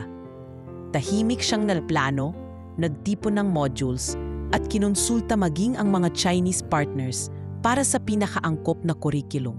Ilang linggo lang ang lumipas at napilitan na ring sumunod ang lahat. Mandatory ang training. Sa unang araw ng orientation, hindi lamang mga rank and file ang nandoon, kundi pati na rin ang mga senior officers, kasama si Victor Lau. Tahimik itong naupo sa likod, tila walang gana, ngunit nakikinig pa rin. Hindi siya ang dating Victor na mayabang at may pilit na ngiti. Sa halip, tahimik siyang nagmamasid sa mga natutunan niya mula sa dati niyang janitor. Bakit mahalaga ang kultura? Tanong ni Pilo sa lahat sa unang araw. Dahil ang negosyo ay hindi lang tungkol sa pera o sa produkto, kundi sa paggalang sa pagkakaiba-iba ng tao. Walang saysay ang partnership kung walang tiwala, at walang tiwala kung hindi mo nauunawaan ang kausap mo. Habang nagpapatuloy ang seminar, unti-unti nang nararamdaman ang epekto ng bagong pananaw. May mga empleyado ang dati-rati walang pakialam, ngayon ay natutong magtanong, makinig at magbigay galang sa opinyon ng iba. Isang grupo ng marketing officers ang nagtanong kay Pilo tungkol sa tamang pagpresenta sa mga Chinese clients, hindi lang sa wika kundi pati na rin sa gestures at etiquette. Dati, puro superficial smiles lang ang alam nila. Ngayon, natututo silang magbigay ng tamang respeto at nagulat sila sa positibong tugon ng kanilang mga kausap mula sa abroad. Kasabay ng pagbagagong ito, napansin ni Carla na ngayon ay HR head na, ang malaking pagbabago sa dynamics ng opisina. Lumapit siya minsan kay Pilo habang nagpapahinga ito sa kantin. Pilo, alam mo ba mas naging cooperative ang mga team pagkatapos ng seminars mo? Mas organized na rin ang mga projects. Parang nawala ang kompetisyon at palakasan. Mas naging totoo ang pagtutulungan. Mumiti si Pilo. Hindi naman kailangan ng malakas na boses para manguna. Minsan, tahimik na halimbawa lang sapat na. Pero hindi lahat ay mabilis nagbago. May ilan pa ring dating nang mamaliit sa kanya. Kasama na si Carla mismo, na tila naninibago pa rin at hirap tumanggap ng bagong realidad. Isang araw, pagkatapos ng seminar, lumapit si Carla sa kanya. Pilo, gusto kong humingi ng tawad. Minsan, sobrang taas ng tingin ko sa sarili ko. Pinagmamalaki ko yung posisyon, yung sweldo. Hindi ko naisip na mas malaki pa pala ang pwedeng matutunan mula sa taong tulad mo. Tahimik lang nang ngumiti si Pilo. Walang masama sa pagiging ambisyosa, Carla. Ang masama lang ay yung nilalait mo na ang iba dahil akala mo ikaw lang ang may karapatang mangarap. Hindi napigilan ni Carla ang mapaluha. Salamat, Pilo. Seryoso. Ngayon ko lang na-realize na hindi lahat ng marunong ay nasa taas. Minsan pala nasa tabi-tabi lang, nagkukuspos ng sahig, naglilinis ng basurahan, pero may ginintoang aral na pwedeng ibahagi. Sa mga sumunod na buwan, mas lumalim ang pagrespeto ng lahat kay Pilo. Kahit mga dating bully at mapanghusga, natutong humingi ng tawad at magpakumbaba. Hindi lang mga Pinoy ang natuto, maging ang ilang Chinese partners ay namangha sa bilis ng transformation ng kumpanya. Sa mga joint project meetings, ipinakilala na si Pili bilang cultural bridge, isang term na unang ginamit ni Mr. Guo sa isang email na ipinasa sa buong board. Your company is lucky, sabi ni Mr. Guo sa isang Zoom call, because you have someone who understands both language and humility. He makes partnership easy. Hindi nagtagal, maging si Victor Lau ay natutong makinig at magtanong. Isang gabi, habang umiinom ng kape sa lobby, nilapitan niya si Pilo. Pilo, dati ayoko talagang sumali sa seminar mo. Akala ko wala akong mapapala. Pero ngayon, naiintindihan ko na. Hindi lang pala Mandarin ang kailangan sa business, kundi puso. Ngumiti si Pilo, tumingin sa dating boss. Lahat tayo may pagkakataon magbago, Sir Victor. Walang huli sa taong marunong tumanggap ng pagkukulang. Sa araw-araw na paglipas, naging natural na ang respeto at pakikitungo sa isa't isa. Wala nang mas mataas o mababa sa opisina. Ang bawat isa ay natutong magbigay halaga. Hindi lang sa galing o diploma, kundi sa dignidad ng bawat ginagawa. At kung may bagong bisita sa kumpanya, ang madalas nilang maririnig mula sa mga empleyado ay, dito po sa amin, ang respeto ay hindi lang para sa manager. Para ito sa lahat, lalo na sa mga tahimik na may gininto ang puso. Sa bawat kanto, bawat departamento, ramdam ang panibagong hangin ng pagbabago. Sa gitna ng lahat ng ito, tahimik pa ring naglalakad si Pilo. Consultant badge na lang ang suot, dala pa rin ang simpleng baon. At may ngiti ng isang taong alam na ang tunay na yaman ay hindi kailanman nasusukat ng posisyon, kundi ng epekto mo sa buhay ng iba. Ang mga pagbabago sa opisina ni Pilo ay hindi lang nanatili sa loob ng kumpanya. Unti-unti ring kumalat ang balita sa labas, umabot ito sa local media, sa mga forums at lalo na sa mga academic community. Sa gitna ng lahat ng pagkilala at tahimik na revolusyon, may isang batang babae na mas masigasig pa ring mangarap, si Jenny. Mula nang matanggap ang full scholarship mula sa Chinese partner firm, naging mas pursigido si Jenny sa kanyang pag-aaral.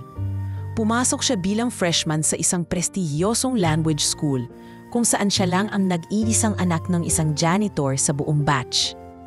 Sa simula, dama niya ang bigat ng bawat tingin ng mga kaklase. May halong pagdududa, minsan ay inggit, at madalas ay pagmamataas. Ngunit gaya ng kanyang ama, pinili niyang manahimik at magpakitang gilas sa gawa, hindi sa salita. Sa unang linggo pa lang, sumabak agad si Jenny sa isang oral recitation sa Mandarin. Habang kinakabahan sa harap ng klase, naalala niya ang gabay ni Pilo. Basta gawin mo ang tama, huwag kang matakot mapahiya. Ang mahalaga, magpakatotoo ka sa sarili mo. Huminga siya ng malalim at nagsimulang magsalita. Malinaw, tama ang tono, at punong-puno ng damdamin ang bawat linya. Natigilan ang klase, pati na ang kanilang propesor. Jenny, wika ng guro, sanay ka na bang magsalita ng Mandarin? Ngumiti siya. Hindi po ma'am, pero araw-araw ko pong pinapakinggan ang tatay ko magturo online. At natutunan ko kung mahalin ang wika dahil mahalaga siya sa amin. Napahanga ang guro. Simula noon, naging inspirasyon si Jenny sa kanyang mga kaklase. Unti-unting nawala ang distansya. Dumami ang kaibigan niya. Marami ang nagpapahiram ng libro. At may ilan pang nagtatanong ng tips sa pagsasalita ng Mandarin. Mabilis siyang naging honor student at naging miyembro ng language club ng universidad. Isang araw, nilapitan siya ng president ng language club. Jenny, gusto mo bang maging representative natin sa Interschool Mandarin Quiz Bee? Nag-alinlangan siya noong una, ngunit naisip niya si Pilo at ang lahat ng sakripisyo nito. Sige po, subukan ko, sagot niya. Sa loob ng ilang linggo, nagsanay siya araw-araw. Tinutulungan siya ni Pilo sa mga malalalim na idioms at sayings. Basta binigay mo lahat, panalo ka na. Dumating ang araw ng Quiz Bee. Sa harap ng maraming estudyante mula sa iba't ibang eskwelahan, nakatayo si Jenny, tahimik ngunit matatag. Tulad ng dati, binalikan niya ang mga payo ng ama. At tulad ng dati, hindi siya nagpaawat.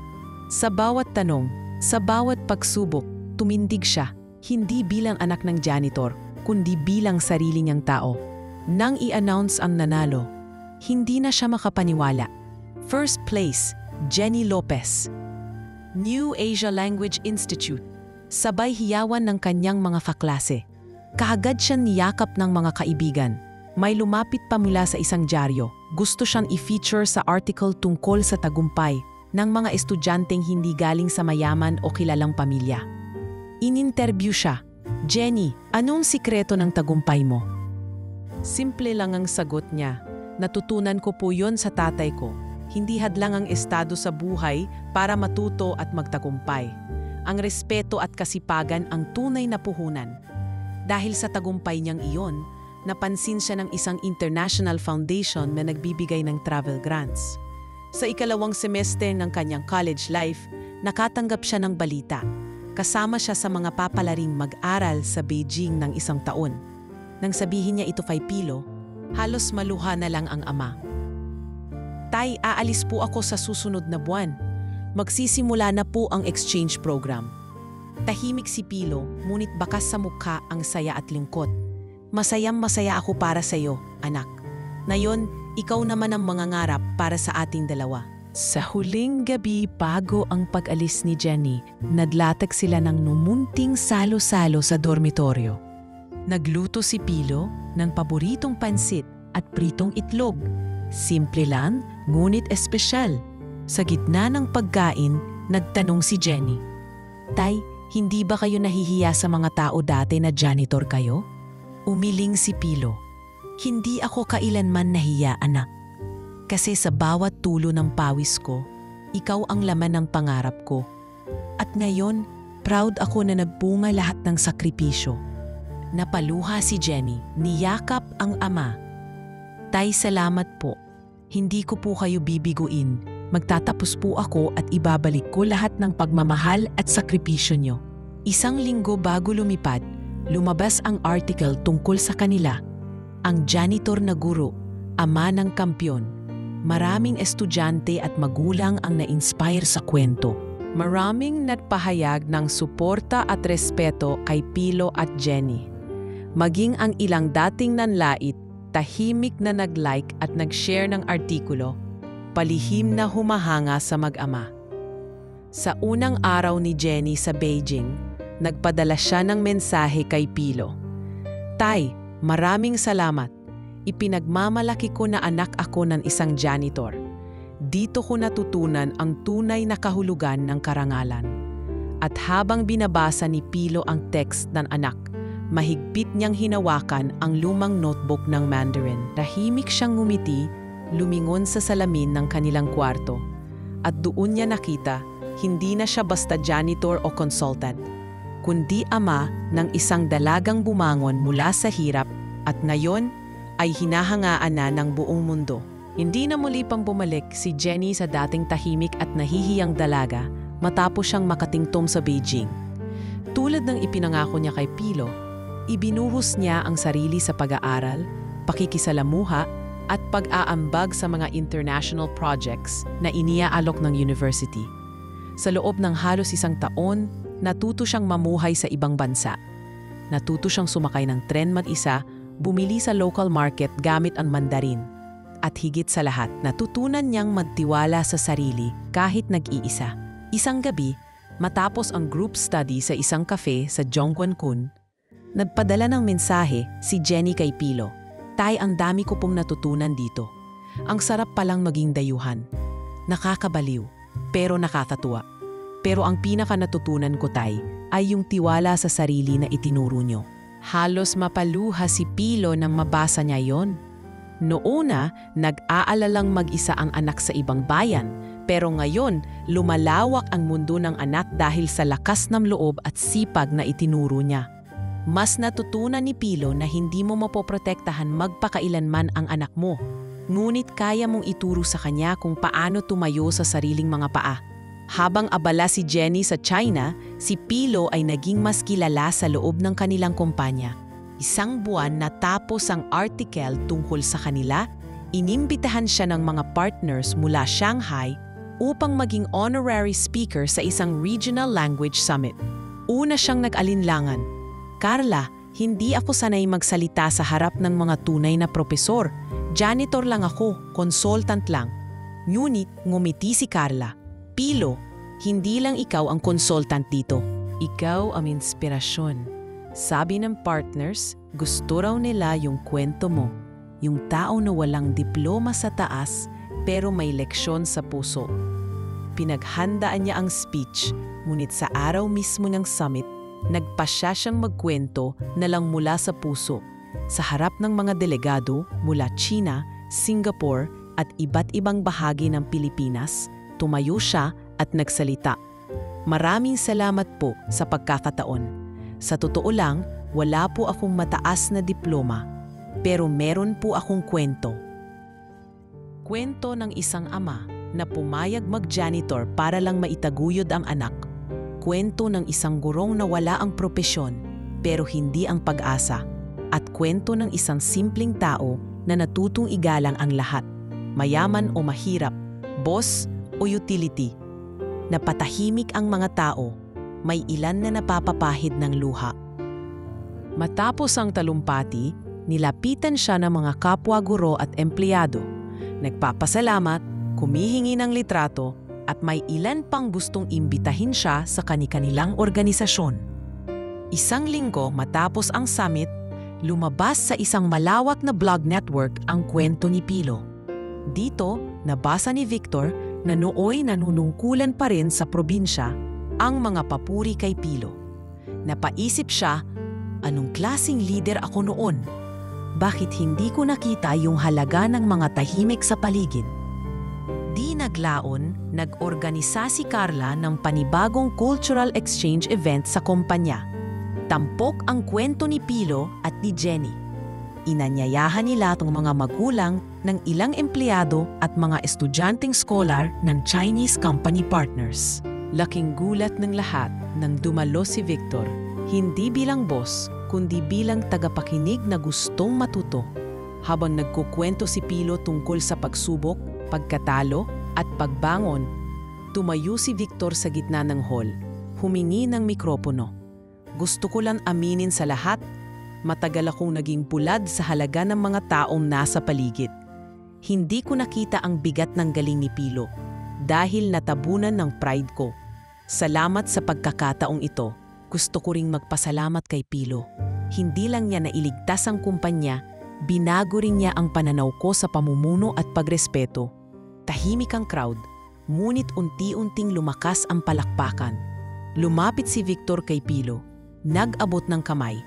Salamat Pilo, maraming natutunan ang kumpanya, pati na rin ako. Sabi ni Victor, kita sa mata ang sinseridad. Ngumiti si Pilo at tinanggap ang kamay ng dating boss. Salamat din Sir Victor, wala pong perpektong leader, pero may perpektong pagkakataon para matutong magpakumbaba. Habang papalapit ang gabi, nagbago ang taura ng kumpanya. Hindi na lang ito lugar ng kompetisyon, kundi ng pakikinig, pagtutulungan at paggalang sa iba't ibang kwento ng bawat isa. Maging ang mga dating manager na matitigas ang ulo, ngayon ay regular nang dumadalo sa language and cultural seminars ni Pilo. Hindi dahil required, kundi dahil gusto nilang matuto ng tunay na pakikitungo sa tao. Minsan, habang may tea break sa cultural class, lumapit si Carla kay Pilo. Pilo, natutuwa ako sa pinagmulan ng pagbabago. Dati, nahihiya akong mag-sorry. Pero ngayon, proud akong natutunan ko sa'yo kung paano magpakumbaba. Gumiti si Pilo, nagbiro pa. Magaling na HR head ka na ngayon. Baka ikaw na ang susunod na consultant. Nagkatawanan ang lahat. Dahil dito, dumami ang mga empleyado at external partners na nagkukusa na rin tumulong. Ang mga interns na dati pabigat, ngayon ay masigasig ng sumasama sa outreach projects ng kumpanya. Sa bawat event, hindi ng kwento ni Pilo ang ibinabahagi, kundi pati kwento ng iba pang dating minamaliit at ngayon ay bahagi na ng tagumpay ng grupo. Sa dulo ng taon, iminungkahi ng mga investors na gawing permanenteng bahagi ng corporate training ang seminar series ni Pilo at Jenny. Ngayon ay binabalikan ng mga estudyante ang mga lumang modules, hinahanap-hanap ang kwento ng mag-ama. Dati trabaho lang ang iniisip ko rito, pahayag ng isang manager. Pero ngayon, parang pamilya na tayo. Salamat sa inyong mag-ama, nabuksan ang puso at isipan naming lahat. Unti-unting naging inspirasyon si Pilo, hindi lang sa mga janitor, kundi sa bawat manggagawa, na kahit saan ka man magsimula, may puwang ang iyong kwento. At sa bawat sulok ng gusali, hindi na nakakubli ang kwento ng tagumpay, kundi malayang na ipapasa, mula boss hanggang utility, mula gwardya hanggang board member. Ang magkaibang mundo, yaman at hirap, silid at kalsada, wika at kilos, ay dahan-dahang lumalapit, sumasalubong at lumalawak dahil sa mga taong hindi natakot umamin ng kakulangan at nagtiwalang magbago para sa isa't isa. Kasabay ng patuloy na pag-angat ni Jenny sa China at ang lalong pagsikat ng pangalan ni Pilo sa loob at labas ng kumpanya, dumarami rin ang mga bagong proyekto, seminars at imbitasyon. Palaging may inaasikaso si Pilo, mula sa pag-mentor ng mga empleyado, pagsagot ng mga emails mula sa Chinese partners, hanggang sa pagtuturo online tuwing gabi. Sa gitna ng abalang schedule, madalas na rin siyang mapansin ng mga kasamahan na tila lumulubha ang pagod niya. Namumutla. Madalas pawisan kahit malamig at mas mabagal kumilos kaysa dati. Isang hapon, matapos ang isang cultural workshop, niyaya siya ni Carla sa kantin. Pilo, alika, magmeryenda ka naman. Mukhang pagod na pagod ka na eh. Alok ni Carla habang nilalapag ang sandwich at kape sa mesa. Maraming salamat, Carla. Sige, sasabayan kita. Magpahinga lang tayo sandali, ang dami ko pang babasahing proposals. Sagot ni Pilo, pilit nang ngumiti kahit ramdam ang bigat ng katawan. Habang nag-uusap sila, napansin ni Carla na nanginginig ang kamay ni Pilo habang humihigip ng kape. Pilo, sigurado ka bang okay ka lang? Baka sobra na ang trabaho mo. Pa-check up ka kaya? Napangiti si Pilo, tinangka niyang gawing biro ang sitwasyon. Sanay lang siguro ang katawan ko sa pagod. Dati mas mabigat pa yung bitbit kong mop. Ngayon, papel na lang at laptop. Ngunit hindi nagtagal, nagsimulang uminit ang ulo at sumakit ang batok ni Pilo. Halos mawalan siya ng balanse ng tumayo. Agad na nilapitan siya ni Carla at inalalayan. Pilo, sandali upo ka muna. Tatawagin ko ang nurse ng building. Ilang saglit pa, isinugod na siya sa klinik ng kumpanya. Doon, sinuri siya ng nurse. Mataas ang blood pressure at may sintomas ng hypoglycemia. Inirekomenda siyang dalhin sa ospital para ma-check up ng masinsinan. Nang malaman ng board members at ni Victor ang nangyari, agad silang nagpadala ng top-tier medical insurance para kay Pilo. Hindi nila hinayaang sa public ward lamang ito ma-confine. Pinili nila ang best hospital na malapit at sagot ng kumpanya ang lahat ng gastusin. Habang nasa hospital bed, naalimpungatan si Pilo. Unang bumisita si Carla, dala ang basket ng prutas at mga sulat ng empleyado. Ang dami mong fans, Pilo, biro ni Carla. Hindi ko na alam kung consultant ka pa namin o celebrity. Napangiti si Pilo kahit mahina. Hindi naman, Carla, pero salamat. Mabuti na lang may mga kaibigan na ako sa opisina. Ilang araw ring bumisita ang mga empleyado. May nag-abot ng cards na may mensaheng, "Get well soon, Sir Pilo." May mga gwardya, utility staff, pati janitors, nagdala ng sopas at bulaklak. May ilang managers ang tahimik na umupo sa gilid ng kama ni Pilo. Nagkwento tungkol sa mga pagbabago sa opisina at kung paano sila na-inspire sa kanyang seminars. Sa isang tahimik na gabi, bumisita si Victor. Hindi siya pumasok bilang CEO, kundi bilang simpleng tao. Wala ang dati niyang tikas at bakas sa mukha, ang pagsisisi at pag-aalala.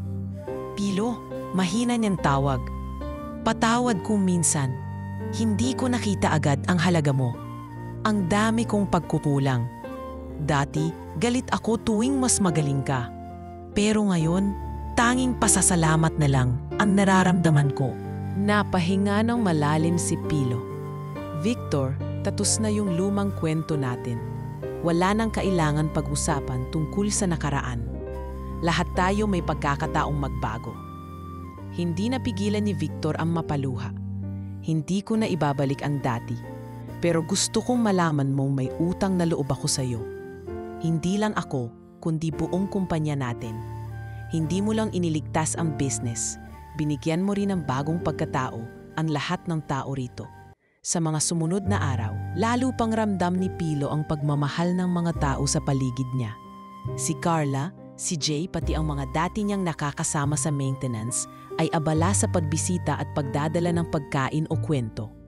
Ipinasa ng HR ang isang envelope na puno ng liham mula sa mga empleyado. Lahat sila may mensahe ng pag-asa, inspirasyon at pasasalamat.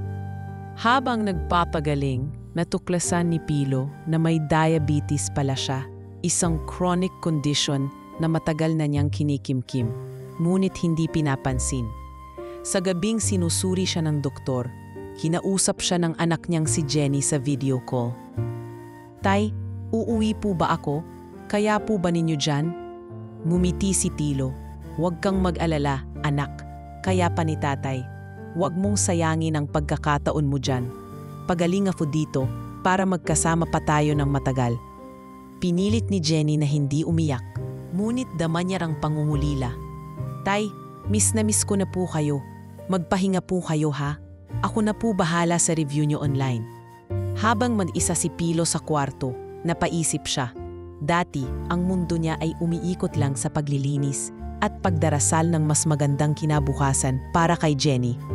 Ngayon, ang mundo niyang iyon ay lumawak, umabot sa mga tao at organisasyong hindi niya naisip na mapapalapit sa kanya. Ngunit sa kabila ng lahat ng tagumpay, hindi pa rin niya malimutan ang sarili. Isang ama, isang dating guro, isang tao lang na may kahinaan din. Sa araw ng kanyang paglabas sa ospital, nagtipon ang ilang empleyado at executives. Nandoon si Carla, si Victor at ilang Chinese partners na bumisita para magpaabot ng pagbati. Bitbit nila ang isang document. Upgraded health insurance, pati medical allowance para sa pamilya niya. Pilo, sabi ni Victor, hindi ka na ordinaryong empleyado dito. Isa ka na sa mga haligi ng kumpanya. At sa harap ng lahat, gusto kong ipangakong hindi ka namin pababayaan. Kahit kailan. Napangiti si Pilo, may bahagyang luha sa mata. Maraming salamat, Victor. Pero ang mahalaga, lahat tayo natuto. Hindi lang tayo magkakatrabaho. Magkakapamilya na tayo rito. Mula noon, mas naging mainat na si Pilo sa kalusugan. Naglaan siya ng oras para sa exercise, masustansyang pagkain at tamang pahinga. Hindi na niya pinilit ang sarili sa sobrang dami ng trabaho at lalong nagpasalamat sa bawat umagang muling naabutan. At sa bawat linggo ng seminar, hindi na lang mga wika at kultura ang tinuturo niya. Pinapaalala rin niya sa lahat. Bilang manggagawa, mahalaga ang pangarap, pero higit sa lahat, mahalaga ang sarili. Pag hindi ka marunong magpahinga, walang saysay ang lahat ng tagumpay. Naging mas malapit si Pilo sa lahat, mas naging totoo, mas naging inspirasyon. At habang patuloy siyang nagpapagaling, ramdam niya, hindi lang siya basta janitor, consultant o ama. Isa na siyang haligi ng pag-asa para sa lahat ng dating tinataboy at ngayoy tinatanggap na bahagi ng kwento ng tagumpay. Mabilis na lumipas ang mga buwan. Muling bumalik sa normal ang lagay ng kalusugan ni Pilo. Ngunit hindi na ganun kasimple ang takbo ng kanyang araw. Ngayon, bawat umaga, hindi lang pag-aasikaso ng mga meeting at workshop ang inaabangan niya, kundi ang pagtanggap ng mga email at tawag mula kay Jenny sa China. Habang lumalalim ang taglamig sa Beijing, lalo ring lumalalim ang koneksyon ng mag-ama kahit magkalayo sila ng mundo. Isang umaga, habang tahimik na nagkakape sa opisina, bumisita si Carla upang mag-abot ng folder. Pilo, galing yan sa Chinese partners natin. May invitation ka raw sa International Education Summit Singapore. Gusto ka nilang maging panelist tungkol sa breaking social barriers in the workplace. All expense paid daw, pati si Jenny pwedeng isama kung gusto niya. Masayang balita ni Carla. Napangiti si Pilo, bagamat may alinlangan. Carla, baka naman hindi ako bagay dun. Ang daming propesor at expert sa mundo. Ako, simpleng konsultant lang. Ngunit mabilis ang sagot ni Carla. Hindi nila hinahanap ang titulo, Pilo. Gusto nila ng kwento mo. Kwento ng tunay na pagbabago, hindi lang sa papel, kundi sa puso. Matagal bago tuluyang sumagot si Pilo. Ngunit sa huli ay pumayag din siya. Basta kasama ko si Jenny, mas kampante ako. Siguro mas maganda rin na may makasama akong anak para mapakita ko ang tunay na pamanan na ipapasa ay hindi kayamanan, kundi aral sa buhay. Dumating ang araw ng summit. Sa unang pagkakataon, naglakbay si Pilo palabas ng bansa, kasama si Jenny. Habang nasa eroplano, tahimik silang nag-usap tungkol sa mga pagbabago sa buhay nila. Tay, naaalala niyo ba nung araw na pinagtatawanan kayo ng mga empleyado? Tanong ni Jenny habang nakatanaw sa ulap. Mumiti si Pilo. Hindi ko makakalimutan yun, anak. Pero mas mahalaga ang pang-aaraw na nakita kong natutong umunawa at magpakumbaba ang mga tao. Ang paborito kong bahagi, yung mga batang janitor na dati ay takot lumapit, ngayon ay lumalapit na para magtanong, magsabi ng pangarap at magpasalamat. Pagdating nila sa Singapore, sinalubong sila ng mga kinatawan mula sa iba't ibang bansa. Sa registration booth, may lumapit na isang kabataang Indonesian. Sir Pilo, ikaw po ba yung janitor na naging consultant sa Manila? Nabasa po namin ang kwento ninyo sa news site. Idol po namin kayo sa student organization namin. Napangiti si Pilo, nagpasalamat at naisip na hindi lang pala sa opisina nila imaabot ang kwento nila, kundi sa iba't ibang panig ng Asya. Sa mismong araw ng summit, nagsalita si Pilo sa harap ng daan-daang delegates mula sa mga universidad, negosyo at non-profit organizations. Ikinuwento niya kung paano nagsimula sa pinakaibaba, kung paano natutunang magpatawad at magpakumbaba, at kung paano ang dignidad ng tao ay hindi nasusukat ng posisyon. Natutunan ko pong walang maliit na tao sa mundo ng trabaho, sabi ni Pilo sa entablado. Ang tunay na pamanang na ibibigay natin ay hindi ang yaman, hindi ang titulo, kundi ang kakayahang magsimula, magbago at magbigay ng respeto sa bawat isa. Sa kumpanya namin, dati hindi pinapansin ang mga tahimik. Pero ngayon, lahat may boses, lahat may halaga. At ang nagsimula niyan ay hindi lider na mataas ang boses, kundi ang mga taong marunong makinig at tumanggap. Matapos ang palakpakan, nilapitan siya ng mga guro, empleyado at estudyante para magpasalamat at magpapicture. Kasama si Jenny, inilibot sila sa mga library at eskwelahan. Pinakilala bilang mag-amang bumago sa pananaw ng workplace culture. Habang naglalakad sila sa campus, nagtanong si Jenny, "Tay, anong nararamdaman mo ngayon?" Dati magkasama lang tayo sa maliit na kwarto, sabay nagbabasa ng diksyonaryo. Ngayon tinitingala ka na ng mundo. Nagbiro si Pilo. "Hindi naman anak, tinatawag lang akong sir kasi hindi nila alam na marunong din akong maglinis ng banyo." Nagtawanan silang dalawa, pero sumeryoso rin si Pilo. "Ang totoo, Jenny, masaya akong hindi dahil nakilala ako ng mundo, kundi dahil natupad ang pangarap ko para sa'yo. Nakita kitang lumipad, natutong tumayo mag-isa, at natutong magmahal ng sarili at ng iba. Yun ang tunay na pamanang gusto kong iwan, anak. At sana, balang araw ipapasa mo rin ito sa iba." Pagbalik nila sa Pilipinas, sinalubong sila ng opisina na punong-puno ng pagbati at paghanga. Ang dating kwartong iniiwasan ni Pilo, ngayon ay bukas sa lahat. May mga bagong janitor na piniling mag-aral muli dahil na-inspire sa kanya. Si Carla malapit nang maging direktor ng HR, ngunit lagi pa ring nagbabalik loob kay Pilo tuwing may mahirap na desisyon. Isang araw, habang nagpapahinga siya sa kantin, nilapitan siya ng isang batang janitor. "Sir Pilo, gusto ko pong mag-enroll sa night class. Pwede po ba akong magpatulong sa inyo sa application?" Mumiti si Pilo, tinapik ang balikat ng binata. "Iho, mag-aral ka hanggat gusto mo. Huwag kang matakot sa sasabihin ng iba. Basta't alam mong may halaga ka, malayo ang mararating mo." Hindi niya namalayang lumuluha ang binata. "Salamat po, Sir Pilo. Dahil sa inyo naniniwala na akong may pag-asa." Habang lumalalim ang gabi, dumaan si Victor sa tabi ni Pilo. "Kamusta, Sir Pilo? Kumusta ang Singapore?" "Ikaw na talaga ang bayani ng kumpanya." "Victor, pareho pa rin tayo. Lahat tayo may pinagdaanan. Pero sana dumami pa ang mga boss na marunong makinig at magtulak pataas, hindi pababa." Tumawa si Victor, ngunit bakas ang tunay na paghanga sa dating janitor. Sa huling gabi ng taon, nagtipon-tipon ang buong kumpanya. Kasama si Jenny, Carla, Victor at lahat ng empleyado. Nagbigay si Pilo ng maikling mensahe. Sa mundo, hindi na pinhawak kung saan tayo ilalagay ng tadhana. Pero hawak natin ang desisyon kung paano tayo magiging ilaw para sa iba. Ang tunay na pamana ay ang dangal at malasakit na maiiwan natin sa bawat buhay na nadaanan natin. Sa huli, umalingaw-ngaw ang palakpakan. Hindi na kailangan ng parangal o titulo. Dahil si Pilo, si Jenny at ang mga dating kinukutya, ngayon ay inspirasyon na, hindi lang sa kanilang kumpanya, kundi sa lahat ng taong nangangarap tumayo mula sa pinakaibaba at marunong gumalang kahit gaano pa kababa ang simula. Wakas.